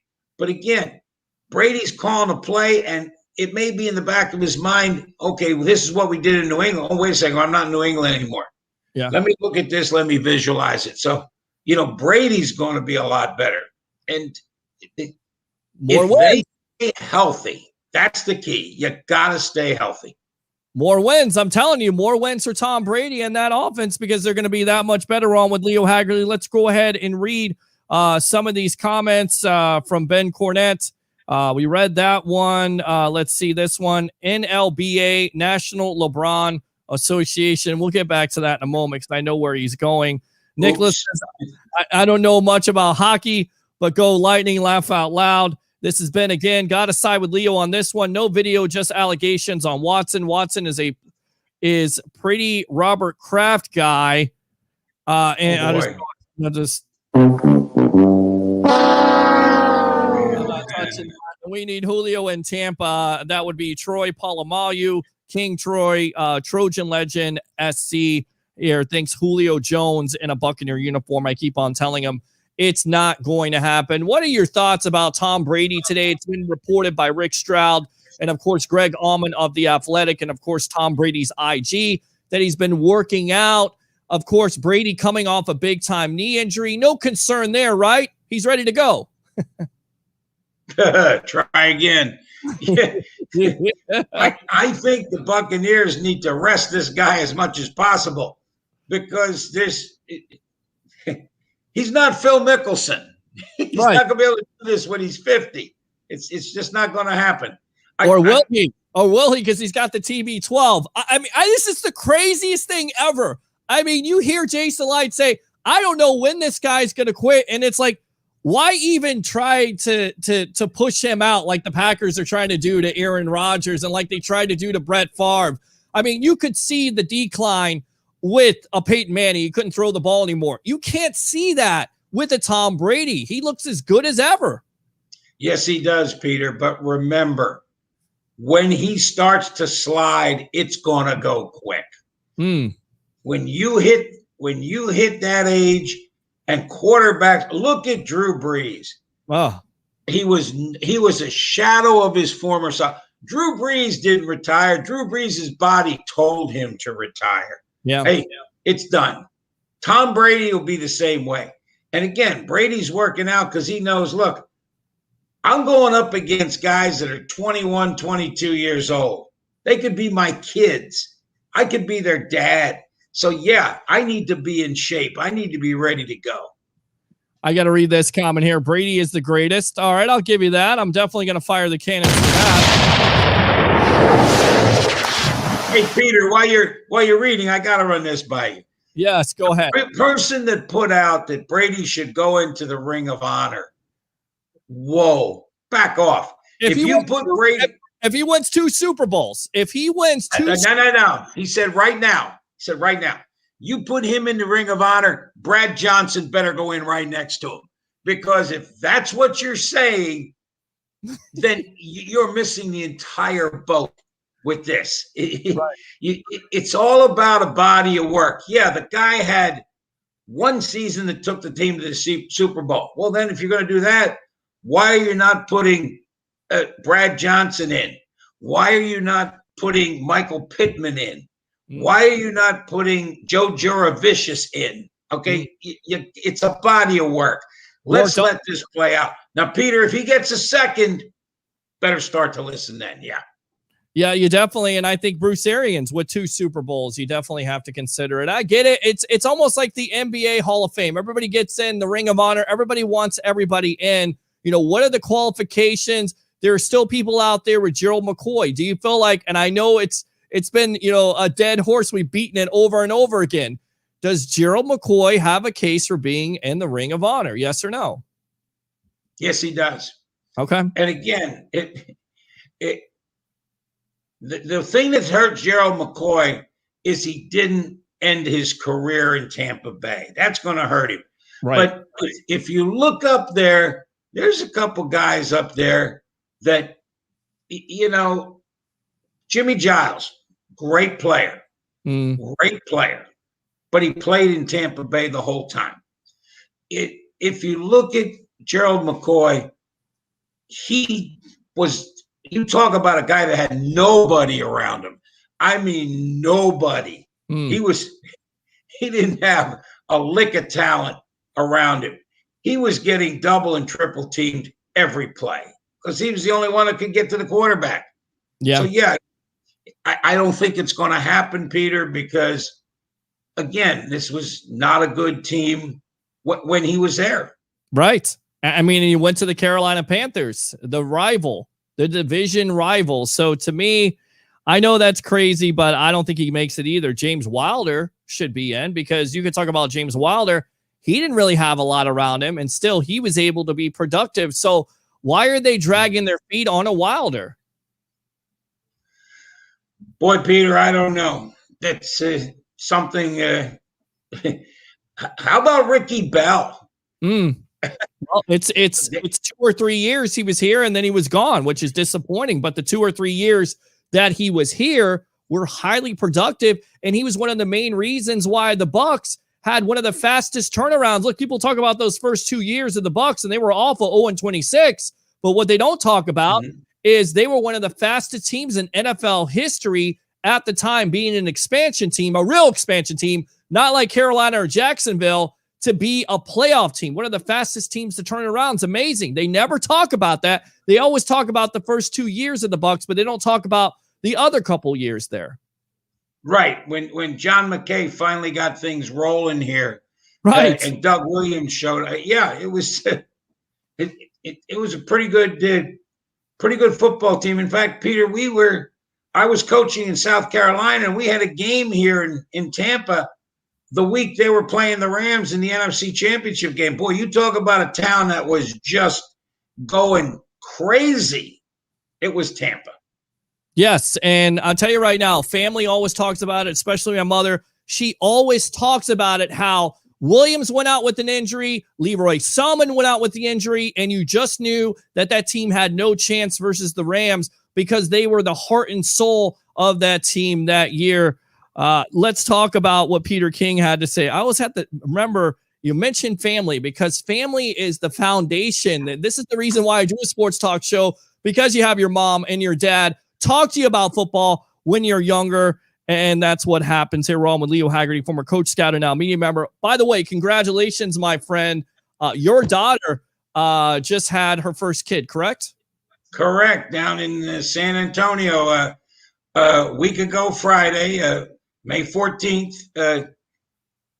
Paige Melody was born, so we're all excited. I'm flying down there Wednesday, Peter, so I get to hold her then.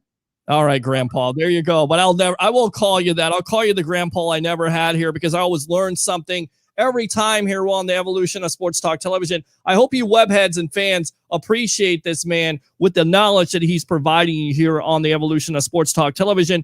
Let's go to Peter King. He was on his broadcast today, or on his column today, and he says the Bills went to Kansas City for the AFC Championship game on the 8-game winning streak. We know how explosive they were all season, but how about the defense?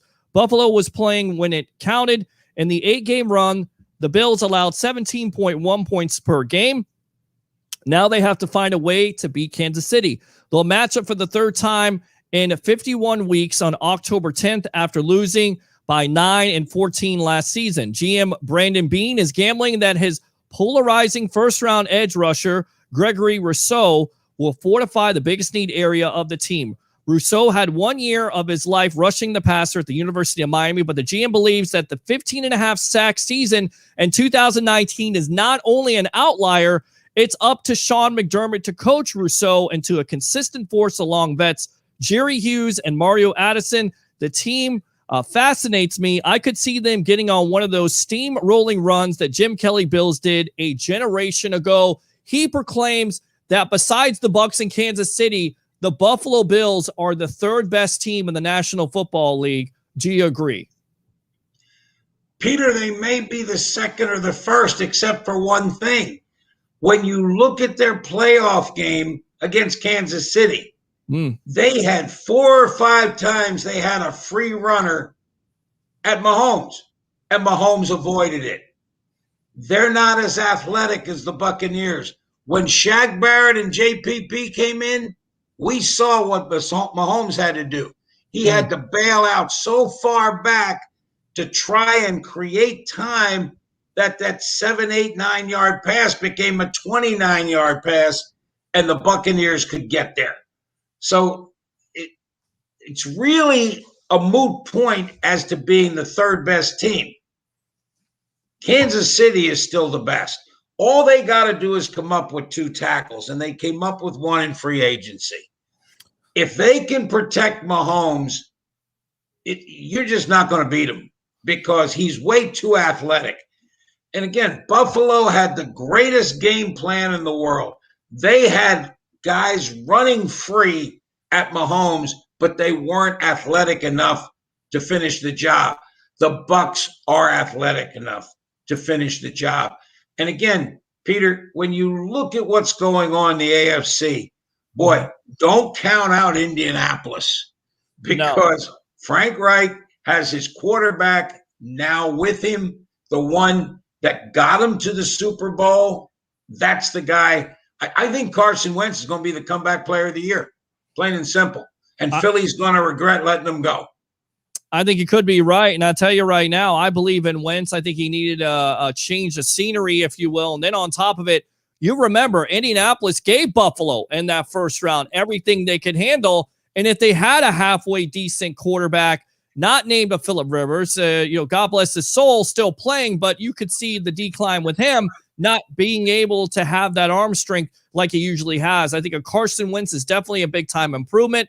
You have DeForest Buckner. You have one of the best linebackers in the league who the name escapes me right now, who you told me about, who picked off Winston a couple years ago. I mean, you have all the pieces there, and with the great coaching, I think that Frank Reich is going to be able to bestow on a Wentz. The Indianapolis Colts in that division, I definitely think can win it and be one of the top teams in the AFC. And guess who they play week 17, Peter? That's the Tampa Bay Buccaneers. Well, I think it's not week 17. It would be 19, I think, or 18 or 19. Who knows? But it's the last game of the season.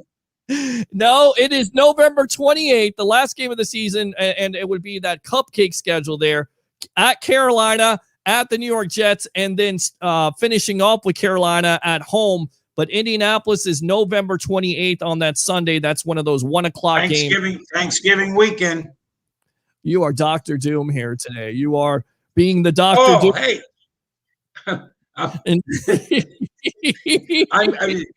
Just call me. I am your father. Yeah. Oh, yeah. I'll definitely call you Darth Vader here. And it looks like Florida has scored again. Bad news, Lightning fans. It's going to be 4-1 Panthers over the Tampa Bay Lightning in Game 5. So more than likely, unless there's a collapse that happens, the Lightning will be facing Game 6 here at Amalie Arena versus the stinking Florida Panthers. I haven't gotten a chance to see the game. We'll get Travis Faley on after this game to talk a little bit about it because I've been hosting a sports talk show. With that being said, there's a novel thought. You got to be working. Right, exactly. I got to work. I'm on Notoriety Sports Network. I'm also on I Love St. Pete. I can't be looking back at my TV. I can't be like some amateur, like it's amateur hour, keep on looking back at my TV to watch the game. Hell, I was going to cancel, but I got guys like TJ Reeves from the Buccaneers Radio Network, one of my good friends, and also my buddy here, Mr. Leo Haggerty, the legend himself, former Coach Scout and now media member of Night Sports Productions. It's Sports Mag. Going back to rookie camp, what did you get out of that whole Kyle Trask? It seemed like BA was very impressed with them. Very impressed with the young kid, the 4th round wide receiver. I get it. Maybe there's a lot of people out there that make too much of it because it's rookie camp, but kind of interesting to see and hear the comments from BA about Trask and also a Jalen Darden, right? It's underwear football, Peter. Remember that. That's what Lovie Smith used to call it, underwear football. Until you put the pads on, you don't know what you got. It's just that it's plain and simple, Peter. A lot of them look good until it's time to put up or shut up. So let's see what happens. And again, I always love this. Coach came out, he had a day. Say he stunk up the joint? They're not going to say that on the first day of rookie camp. Even if he did, it's just not going to happen. Yeah. Hey, looks like Tarzan, plays like Jane. Right? Yes, exactly. This is what I always hear when I say something positive about the Bucs or another team. This is what I hear from Leo. That's you right there, buddy. Tonight, you're Dr. Doom, you're Darth Vader here on the Evolution of Sports Talk Television. And Well, of course, Peter, I just don't want expectations to be completely off the chart. Let's just get to the playoffs because that's the key. You get to that second season. And it's not how, it's how many. And how many is it going to take? I think double digits get you in the playoffs. 10, 11 games, definitely 12. I think 13-4 is definitely possible. 12-5, you could definitely see that. Who knows? This offense, again, I think it's going to be a lot better. They've set themselves up for some. Peter, I'll ask you a question. Other than Brady, who can the Buccaneers not afford to lose to injury for a long period of time on offense? On offense. Yeah. I'm going to say Tristan Wirfs. Yes. That's the guy that you can't afford to lose that guy. He lined up every snap. That's my guy. Who's your guy? I would agree with Tristan Wirfs, but I'll tell you right now, Gronkowski. Gronkowski is very underrated. People look at his statistics. They say, nothing to write home about. Is he still one of the best tight ends in the league? He is, but he's not in the same mold as a Travis Kelce. He's not in the same mold as a Greg Kittle, but what he does blocking wise cannot it's just undervalued for this team. What he did last year, being in some cases a left tackle, that's the reason why he got paid big time money his first year. And that's the reason why he's getting paid big time money this year, because that blocking as a tight end, that opens up the opportunities for Cam Brate and, of course, an O.J. Howard. Gronk, to me, it cannot go down. Okay. How about on the other side of the ball? I think it's easy. Vita Vea. If Vita Vea, even though that defense had moments last year where they played out of their mind without him, going back to the Green Bay game, they played so well. You see the impact. That defensive line is completely different. It opens it up for Shaq. It opens it up for JPP. It opens it up for Asu. To me, Vita Vea, you have to have him on that defensive line. If you lose him to an injury, knock on wood, to me, that's bad. I agree wholeheartedly. It's you got to double team the guy. If you don't double team the guy, he's going to put color in the quarterback's face right up to shoot. So they got to double team him. So now you're singling either JPP or Shaq Barrett. And we saw what happened to Kansas City with that. I think the biggest thing, Peter, coming into the season is how do people keep the Buccaneers out of their backfield? That's going to be tough. And if you can't run the football, you can't beat the Buccaneers. I agree, and I'll give you another player. I think Devin White, even though Mentor did a good job coming in, Devin White to me is the heart and soul of this defense. In fact, 4.37 in the 40. He's racing wide receivers. Warren Sapp was on another network the other night, and he said he believes he's faster than a Ray Lewis. I mean, in your opinion, is he faster than Ray Lewis? 4.37 40. That's pretty fast for a guy that's 240 pounds compared to a 180-pound wide receiver, right? I think he's faster than maybe any linebacker that played the game. If you're doing legit 4.37, Peter, that's unconscious when it comes to any position. You got wide receivers that don't run that kind of time. So yeah, if he's that fast, you can't afford to lose that. Because there's two things you can't coach, Peter. Can't coach size, can't coach speed. I'll tell you right now, who's another player that you think the Bucs can't lose besides Vita Vea defensively? Winfield. Okay. At safety. That's just we saw what happened when he went out. Didn't play in the Green Bay game. And then Whitehead got hurt, and man, that looked like a Chinese fire drill back there. And all of a sudden, Green Bay got back in the game. So, yeah, they can't afford to lose Vita Vea for a long stretch. They can't afford to lose Antoine Winfield for a long stretch. And as much as they talk about Tristan Wirfs and the impact he made on that right side, I think you can make the same case for a Winfield because you saw that defense transform. It wasn't just up front. Once again, it was in the back, and Winfield was definitely a big part of that. Let me read these comments, and then I'll get you out of here. Thanks a lot, buddy, for hanging out here and talking on a night where the Lightning fall short 4-1. It's not the end of the world, Lightning fans. They will have Game 6 at Amalie Arena on Wednesday night. We will not be on. I am not going to go 2 straight nights. I am going to definitely watch this Lightning game. I missed it tonight. I'm disappointed with the result, but we'll talk about it here with Travis Haley of Rocket Sports and Entertainment, our Lightning Insider. Year 4, we were in the NFC championship game. That's absolutely right, Rich, and couldn't score. Peter, let me interrupt you for a second. Yes. They did score, but they had it called back for a phantom holding penalty. Gotta love that. I love those phantom holding penalties. Mm-hmm. Gotta love Yep. that. Let's see here. The ref sucked again tonight, says Chris. I'm going to go ahead and fire the cannons for that. W. Thomas Corral says, great show. Thank you very much for tuning into the Evolution. Panthers are so dirty and getting away with it for the last 2 nights.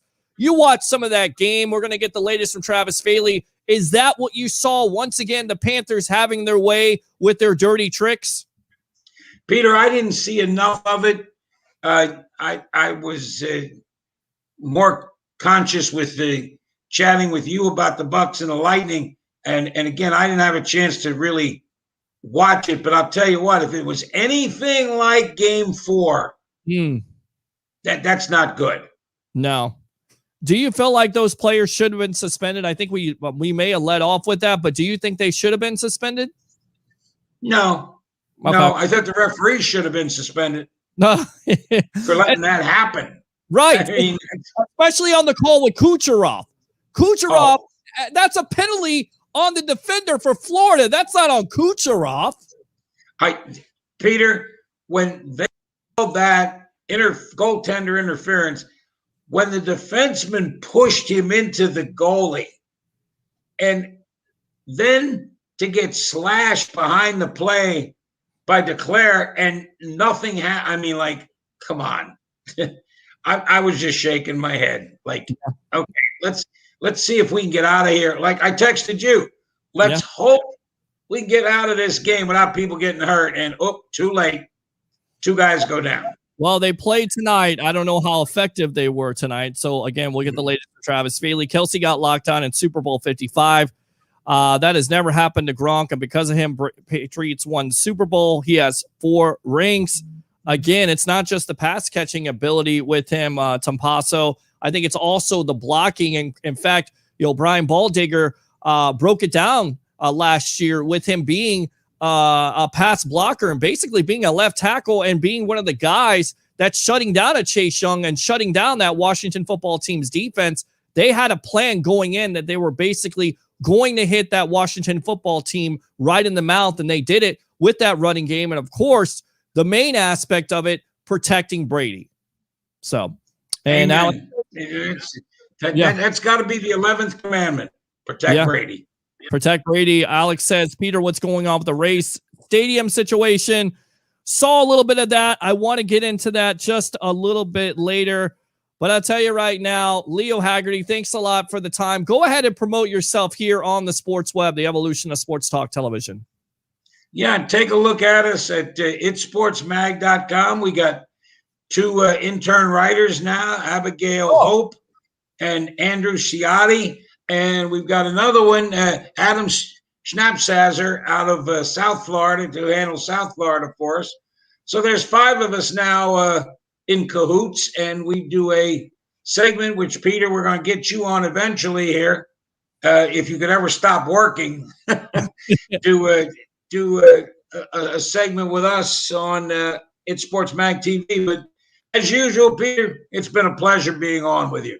Absolutely, my friend. Thanks a lot for the time. Once again, the legend himself, former coach, scout, and now media member of Night Sports Productions, It's Sports Mag, Mr. Leo Haggerty. Thanks a lot for being on the Sports Web. All right, boss? Take care, buddy. Yep. Congratulations once again, Grandpa. I got to say it. So, yeah. The Lightning lose tonight, 4-1. So if you want to talk about it, because it's been kind of crickets, but I get it. I understand it. There's been some great guests on tonight. Have the great TJ Reeves on, talking about the Tampa Bay Buccaneers and the schedule. And of course, it comes out today from Rick Stroud and Greg Allman of The Athletic that Tom Brady once again is working out, getting ready. Have any concerns about Brady working out? I think he knows his body by now. I don't think the Bucs would check off on that. I don't. Let's go out. Well, I know who this is. Let's go ahead and go out to him. I know he wants to talk something about the Rays here, winning 11 in a row, maybe about the Lightning tonight. Let's go out to Alex from Baltimore. Welcome to the Evolution. How you doing tonight, my friend? Peter, I'm getting ready to crash. I go to bed, but you already know. You already saw my comment. I gotta ask, man. It's been driving me nuts. What's going on with the Rays Stadium, man? Oh, what's going on with that? What's the scoop on that? Help me understand that. All right, let's talk about this. Hold on a sec. Let me put you on hold really quick here. Hold on a sec. Let me go out. Let's see here. Let me come out to you, Jacob. Stand by. We got Jacob Charnow on the line there on hold. I will get you on, my friend, after I get Alex. A group of minority owners of the Tampa Bay Rays have filed a lawsuit against principal owner Stuart Sternberg. This is from the Tampa Bay Times today. The suit, which was filed Saturday in Pinellas County, accuses Sternberg of depriving the minority owners of their profits from the team while simultaneously requiring them to pay taxes on the would-be income. The tactic squeezed out some partners, forcing them to sell their shares to Sternberg at a fraction of their value. The plaintiff said in January 2020, he transferred the entire baseball club and franchise to a new company under his sole management without notifying the other partners. Uh-oh. What's also interesting about this, and it's an allegation, is that it was not 2017, which was reported with Sternberg started talking to the Montreal group. They contend that it was actually in 2014. In spring of 2014, the owners who filed the suit are Robert Clenart, Gary Markle, and also Rick Kreisman, the mayor of St. Pete, had this to say, of course, being an I Love St. Pete. He called this suit very concerning and suggested that Sternberg should consider relinquishing control of the team. He also said the suit appears to give rise to the questions of whether the Rays organization has defaulted on Tropicana's use agreement. The problem with this whole situation is that the Rays are under release until 2027. So what they're trying to contend is that basically the minority owners are being pushed out. Also, he's been talking to Montreal since 2014. That's not a surprise because we talked about this on this show when the press conference was revealed with Sternberg putting this cockamamie plan into place where, and I don't know if you guys are old school people, Stevie Wonder had a song in the mid 80s called Part-Time Lover. That's exactly what Sternberg is trying to do right now with have Montreal as his part-time lover, have St. Pete as his part-time lover, a split season. And he was asked, is there any chance for this stadium to end up full-time in the Tampa Bay area? And he said, no, the only way we can do this is if we split the season. So I don't know why so many people are surprised by this, because this guy is doing what he wants to do for himself. He does not want to be here. He has made no bones about it. He has never wanted to be here. And he does everything that Jeff Finnick and the Glazers, he doesn't do anything that those owners do. He has no commitment to this team financially and also in the future going forward for the Rays. So long story short, yes or no? Because I say, as a Rays fan, that's stupid, man. The 50 games, 40-40 apiece, that's stupid. Mm-hmm. As a Rays fan, I want them in Tampa full-time, or I don't want them at all. Do you see the Rays getting a stadium by 2027 or a deal done? Yes or no? That's all I care about. I'm not sure. I'm not sure. I don't know what the suit is gonna. I don't really know how the suit is gonna play at the out. End of the day, at the end of the day, I think how it works. At the end of the day, though, Peter, he still owns a majority of the Rays. I think at the end of the day, he's still gonna be able to legally call the shots. I don't know if that's true or not, but at the end of the day, he's got more say so. Whether that's true or not, rather that's out of my knowledge. Mm-hmm. I just think the 40 game thing is so unfortunate. It's stupid. Well, here's the thing, baseball in Canada don't work. It doesn't work. Look at the Blue Jays. They're not even playing in Canada right now, COVID or not. Yeah. It doesn't work. They've already tried it. It doesn't work. Granted, the only thing I will give in Stuart Sternberg's defense, I cannot believe I'm about to say this in my mouth, but I'm going to say it. If the Tampa Bay Rays have to go, do not give it to Canada. I think that's stupid. I think it's stupid. I would rather see them go to Las Vegas. Shoot, I heard a rumor that Oakland Athletics were moving out. There was a story out there. I don't know if you caught it or not. Mm-hmm. There's a story out there that Oakland is being sold or being forced to move. Scare tactics. It's scare tactics by Major League Baseball to force a community like Oakland, to force the municipalities, if you will, to act on this. And look, it's not realistic these days, fans. It's not, and I speak for people that are making $32,000 to $35,000. I speak for the blue collar fans that are not able to make the games because they're worried about making their rent. They're worried about making their car payment. They can't pay.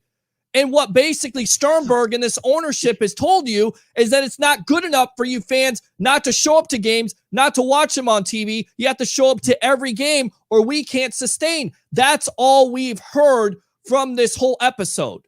With Stu and it's owning so the unfortunate team. Because the Rays, see, if you look at, I'm going to end with this because I have to get going because I know you have a lot of people that want to call in. I want to end with this. The problem I have is, number one, we all know that Major League Baseball is extremely, what's the word? Help me out.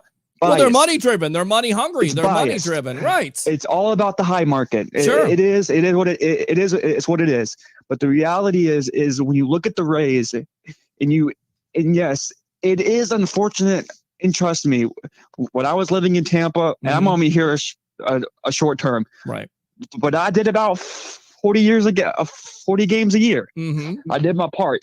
But the problem is, do we have the community to back up the support?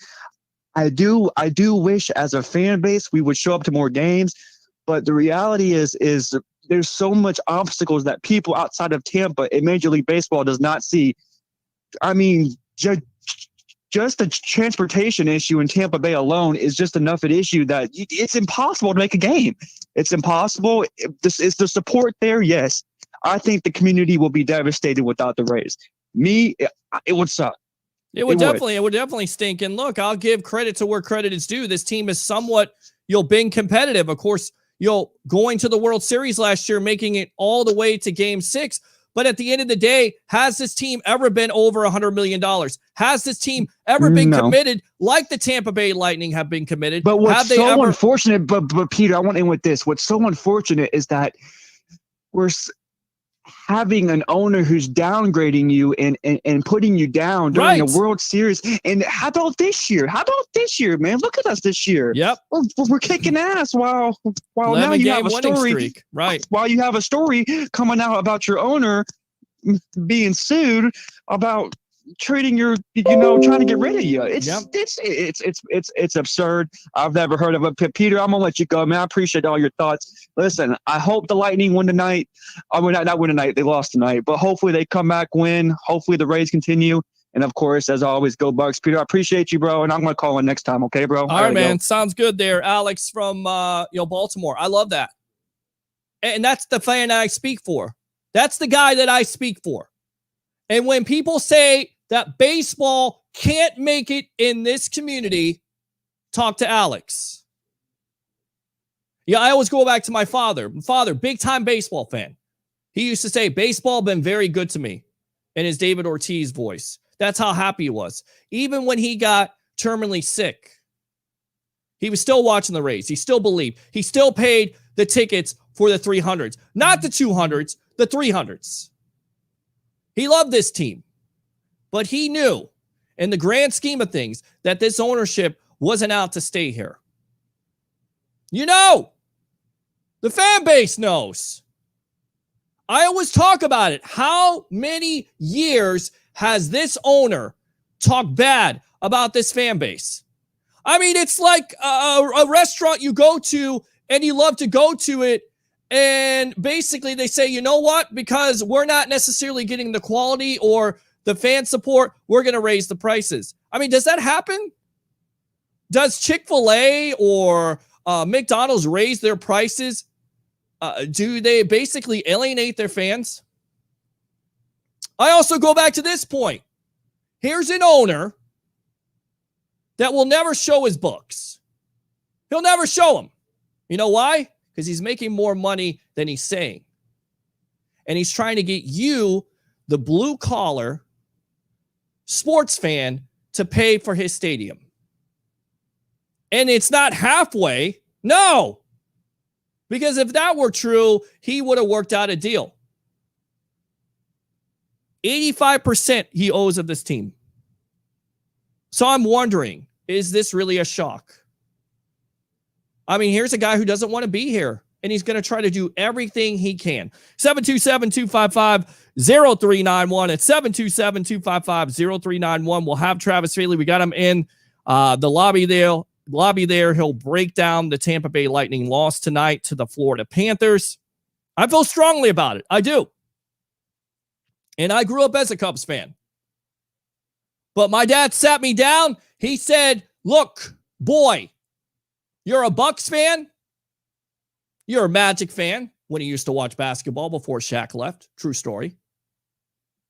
You're a Florida State fan. You're a Tampa Bay Lightning fan, and you're a Tampa Bay Rays fan. And I heard it today in Dunedin. You saw fans there. Not a lot of fans, but there are enough. There's fan support in this community. You have to embrace them. I continue to say it over and over again. It pisses me off. The Tampa Bay Lightning have shown it. They are the blueprint.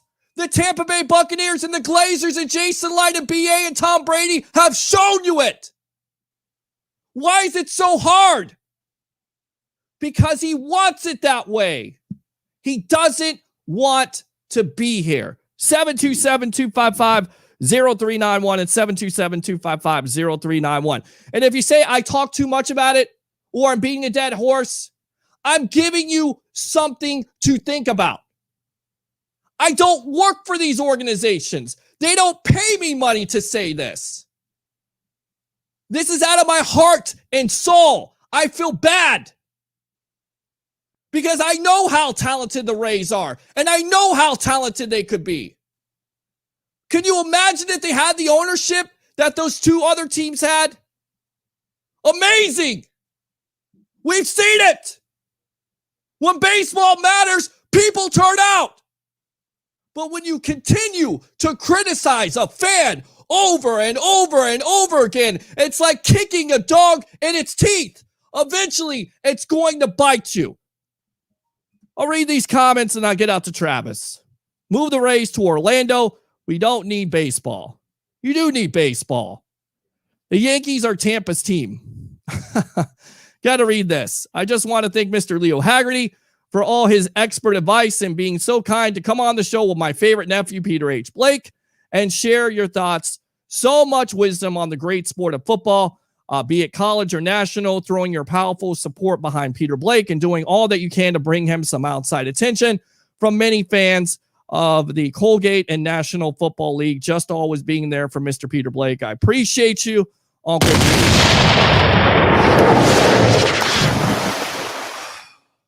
I'm telling you, man. I am telling you. I get fired up about it.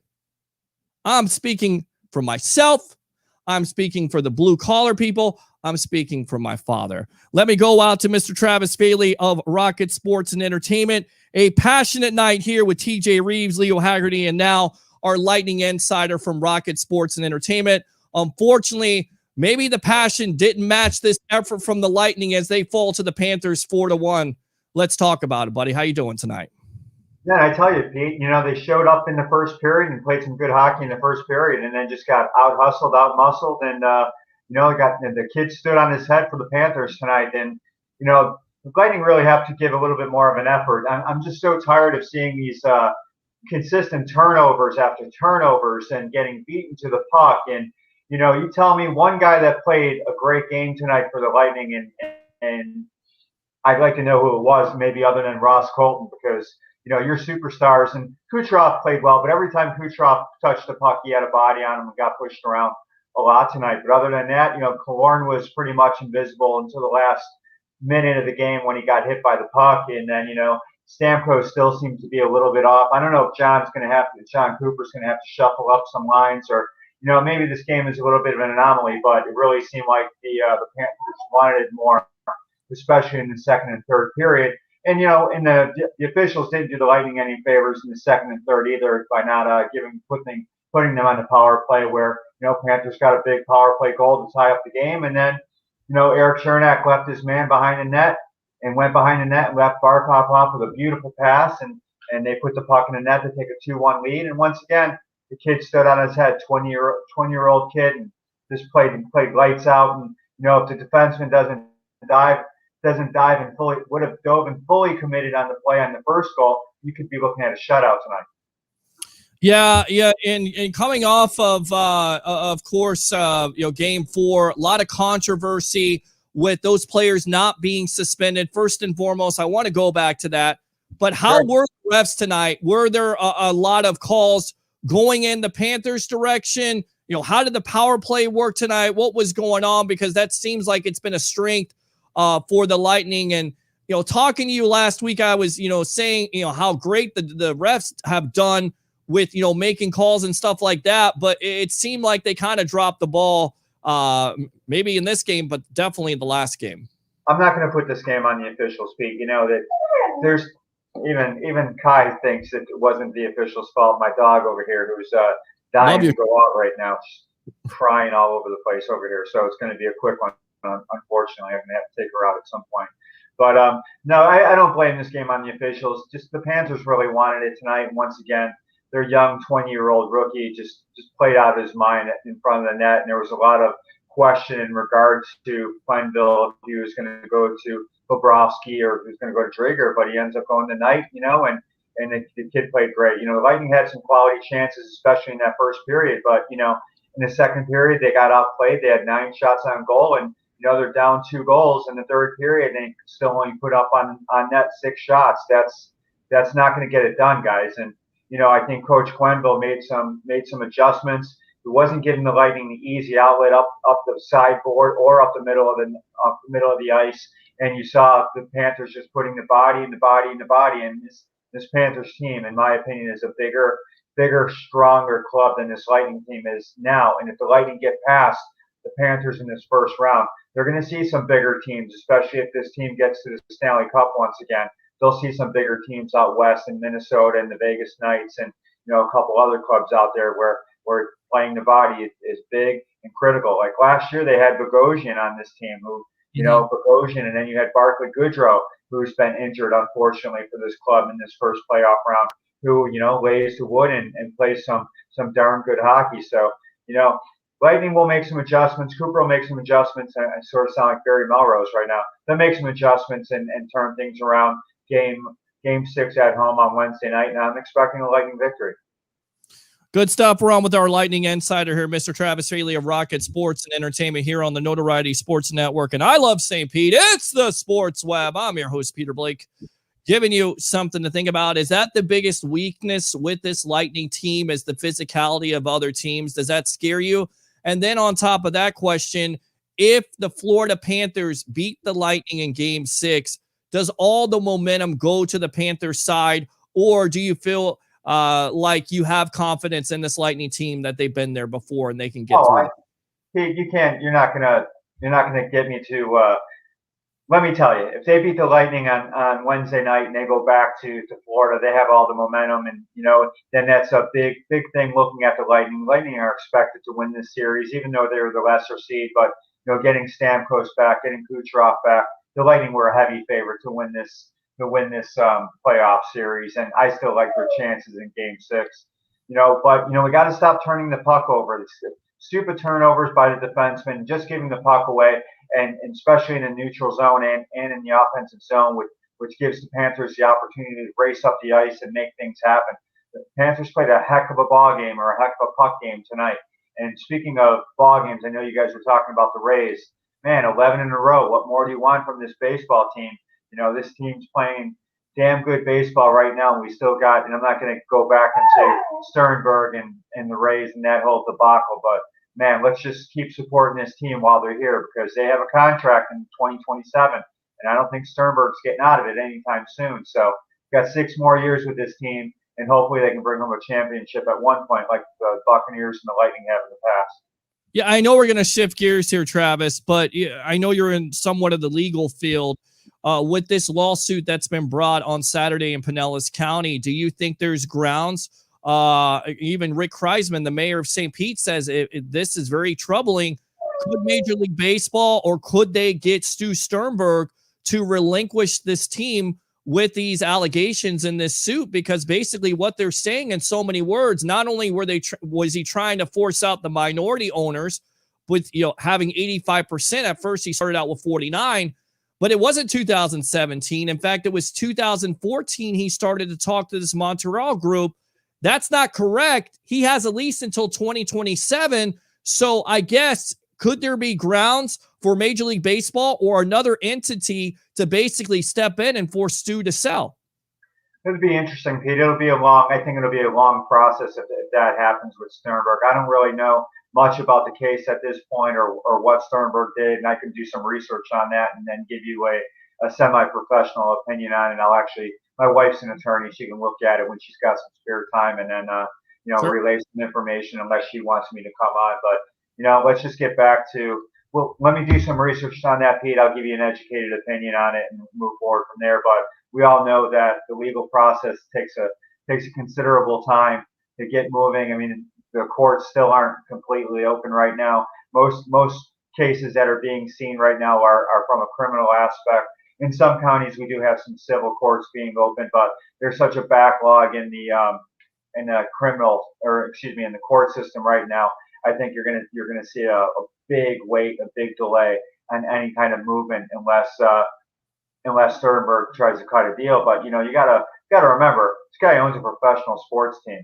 Nobody's getting pushed out of a professional sports team unless they do something ridiculous like the LA Clippers owner or something to that effect. I mean, this is just contracts. This is all about money, and it's all going to be a process. So, I mean, hey, I'd love to get Sternberg out here, and I'd love to get Mark Cuban coming in here and buy this baseball team. And I really realized, Pete, you and I have known each other for a long time, and I've never been able to put my finger on what my biggest issue is with you in general.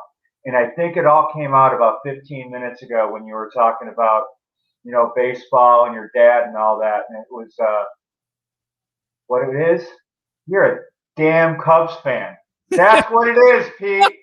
That's what it is. That's been my problem with you. I never could put my finger on it, but it's on it now, pal. Travis, there was only 2 teams in this town that you could watch that were on TV at the time. It was WGN, which is now WGN America, which doesn't even show a Cubs game or a White Sox game, for that matter.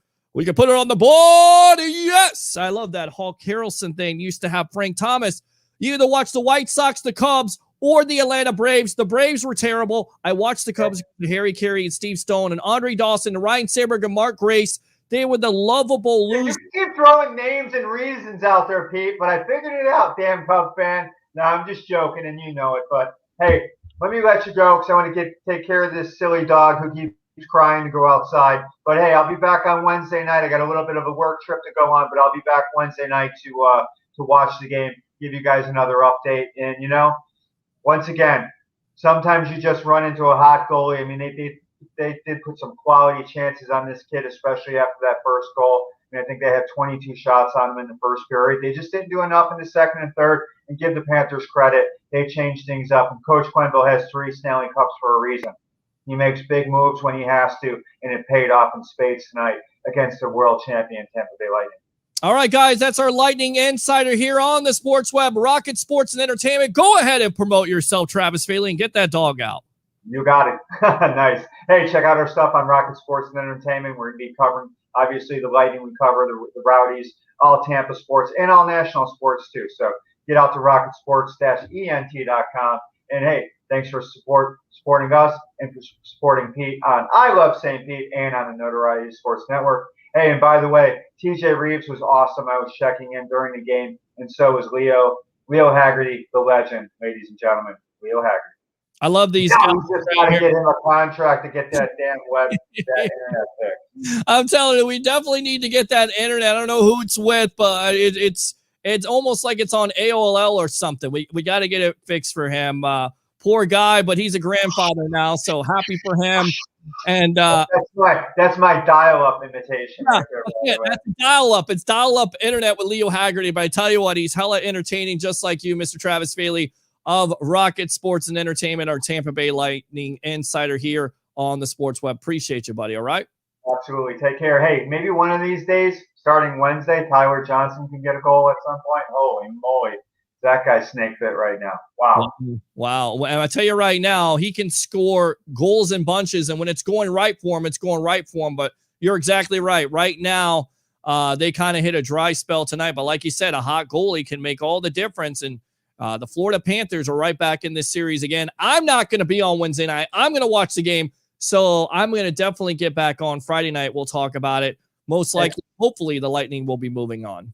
By the way, your screen is very distracting right now. You got a dog back there. You got a horse back there. You got a woman doing, exercises in a mirror, a tonal mirror or whatever. I don't know, man. I'm completely distracted. Hey,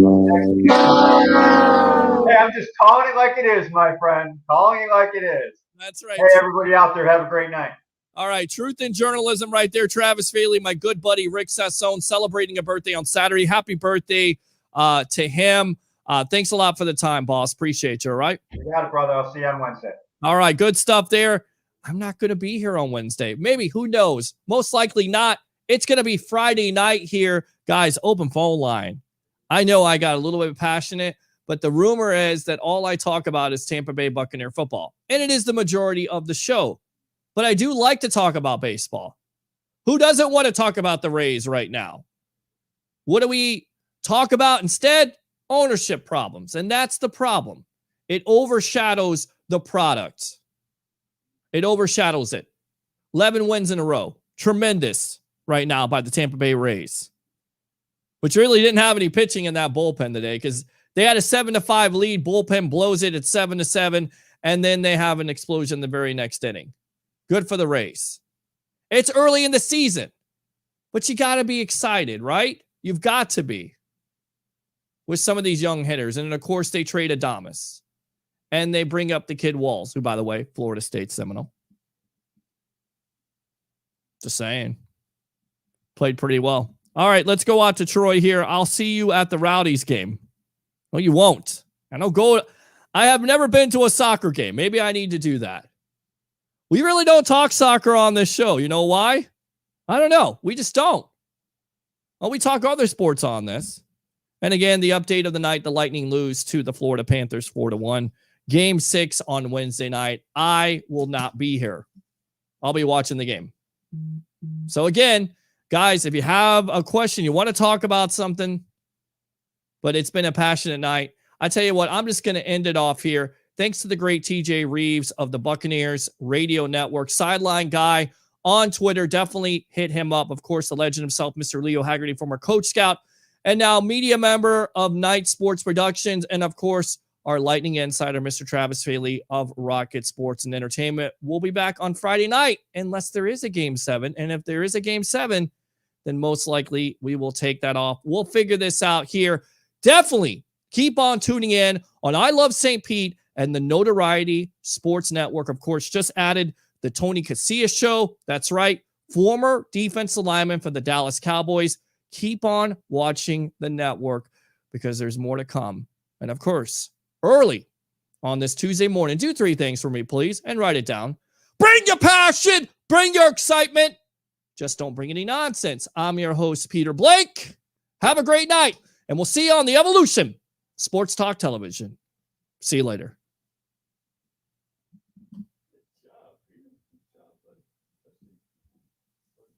I love what Leo Haggerty had to say about Tebow, man. He spoke the truth about it, man.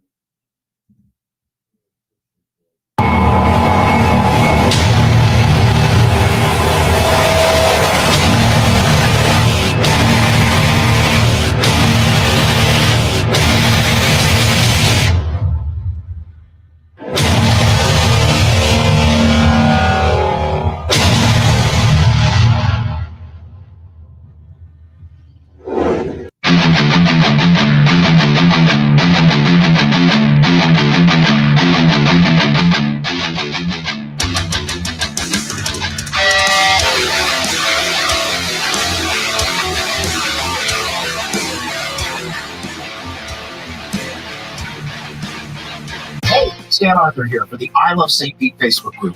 If you're a business owner looking to connect with tens of thousands of potential new local customers, you owe it to yourself to get enrolled in our Key Tag Rewards program. Since 2019, we've signed up more than 200 local merchants. Sponsor opportunities are available too, such as our group banner ad and even your own custom key tags. Just go to stpetekeytag.com, get enrolled, and get ready to get busy. stpetekeytag.com.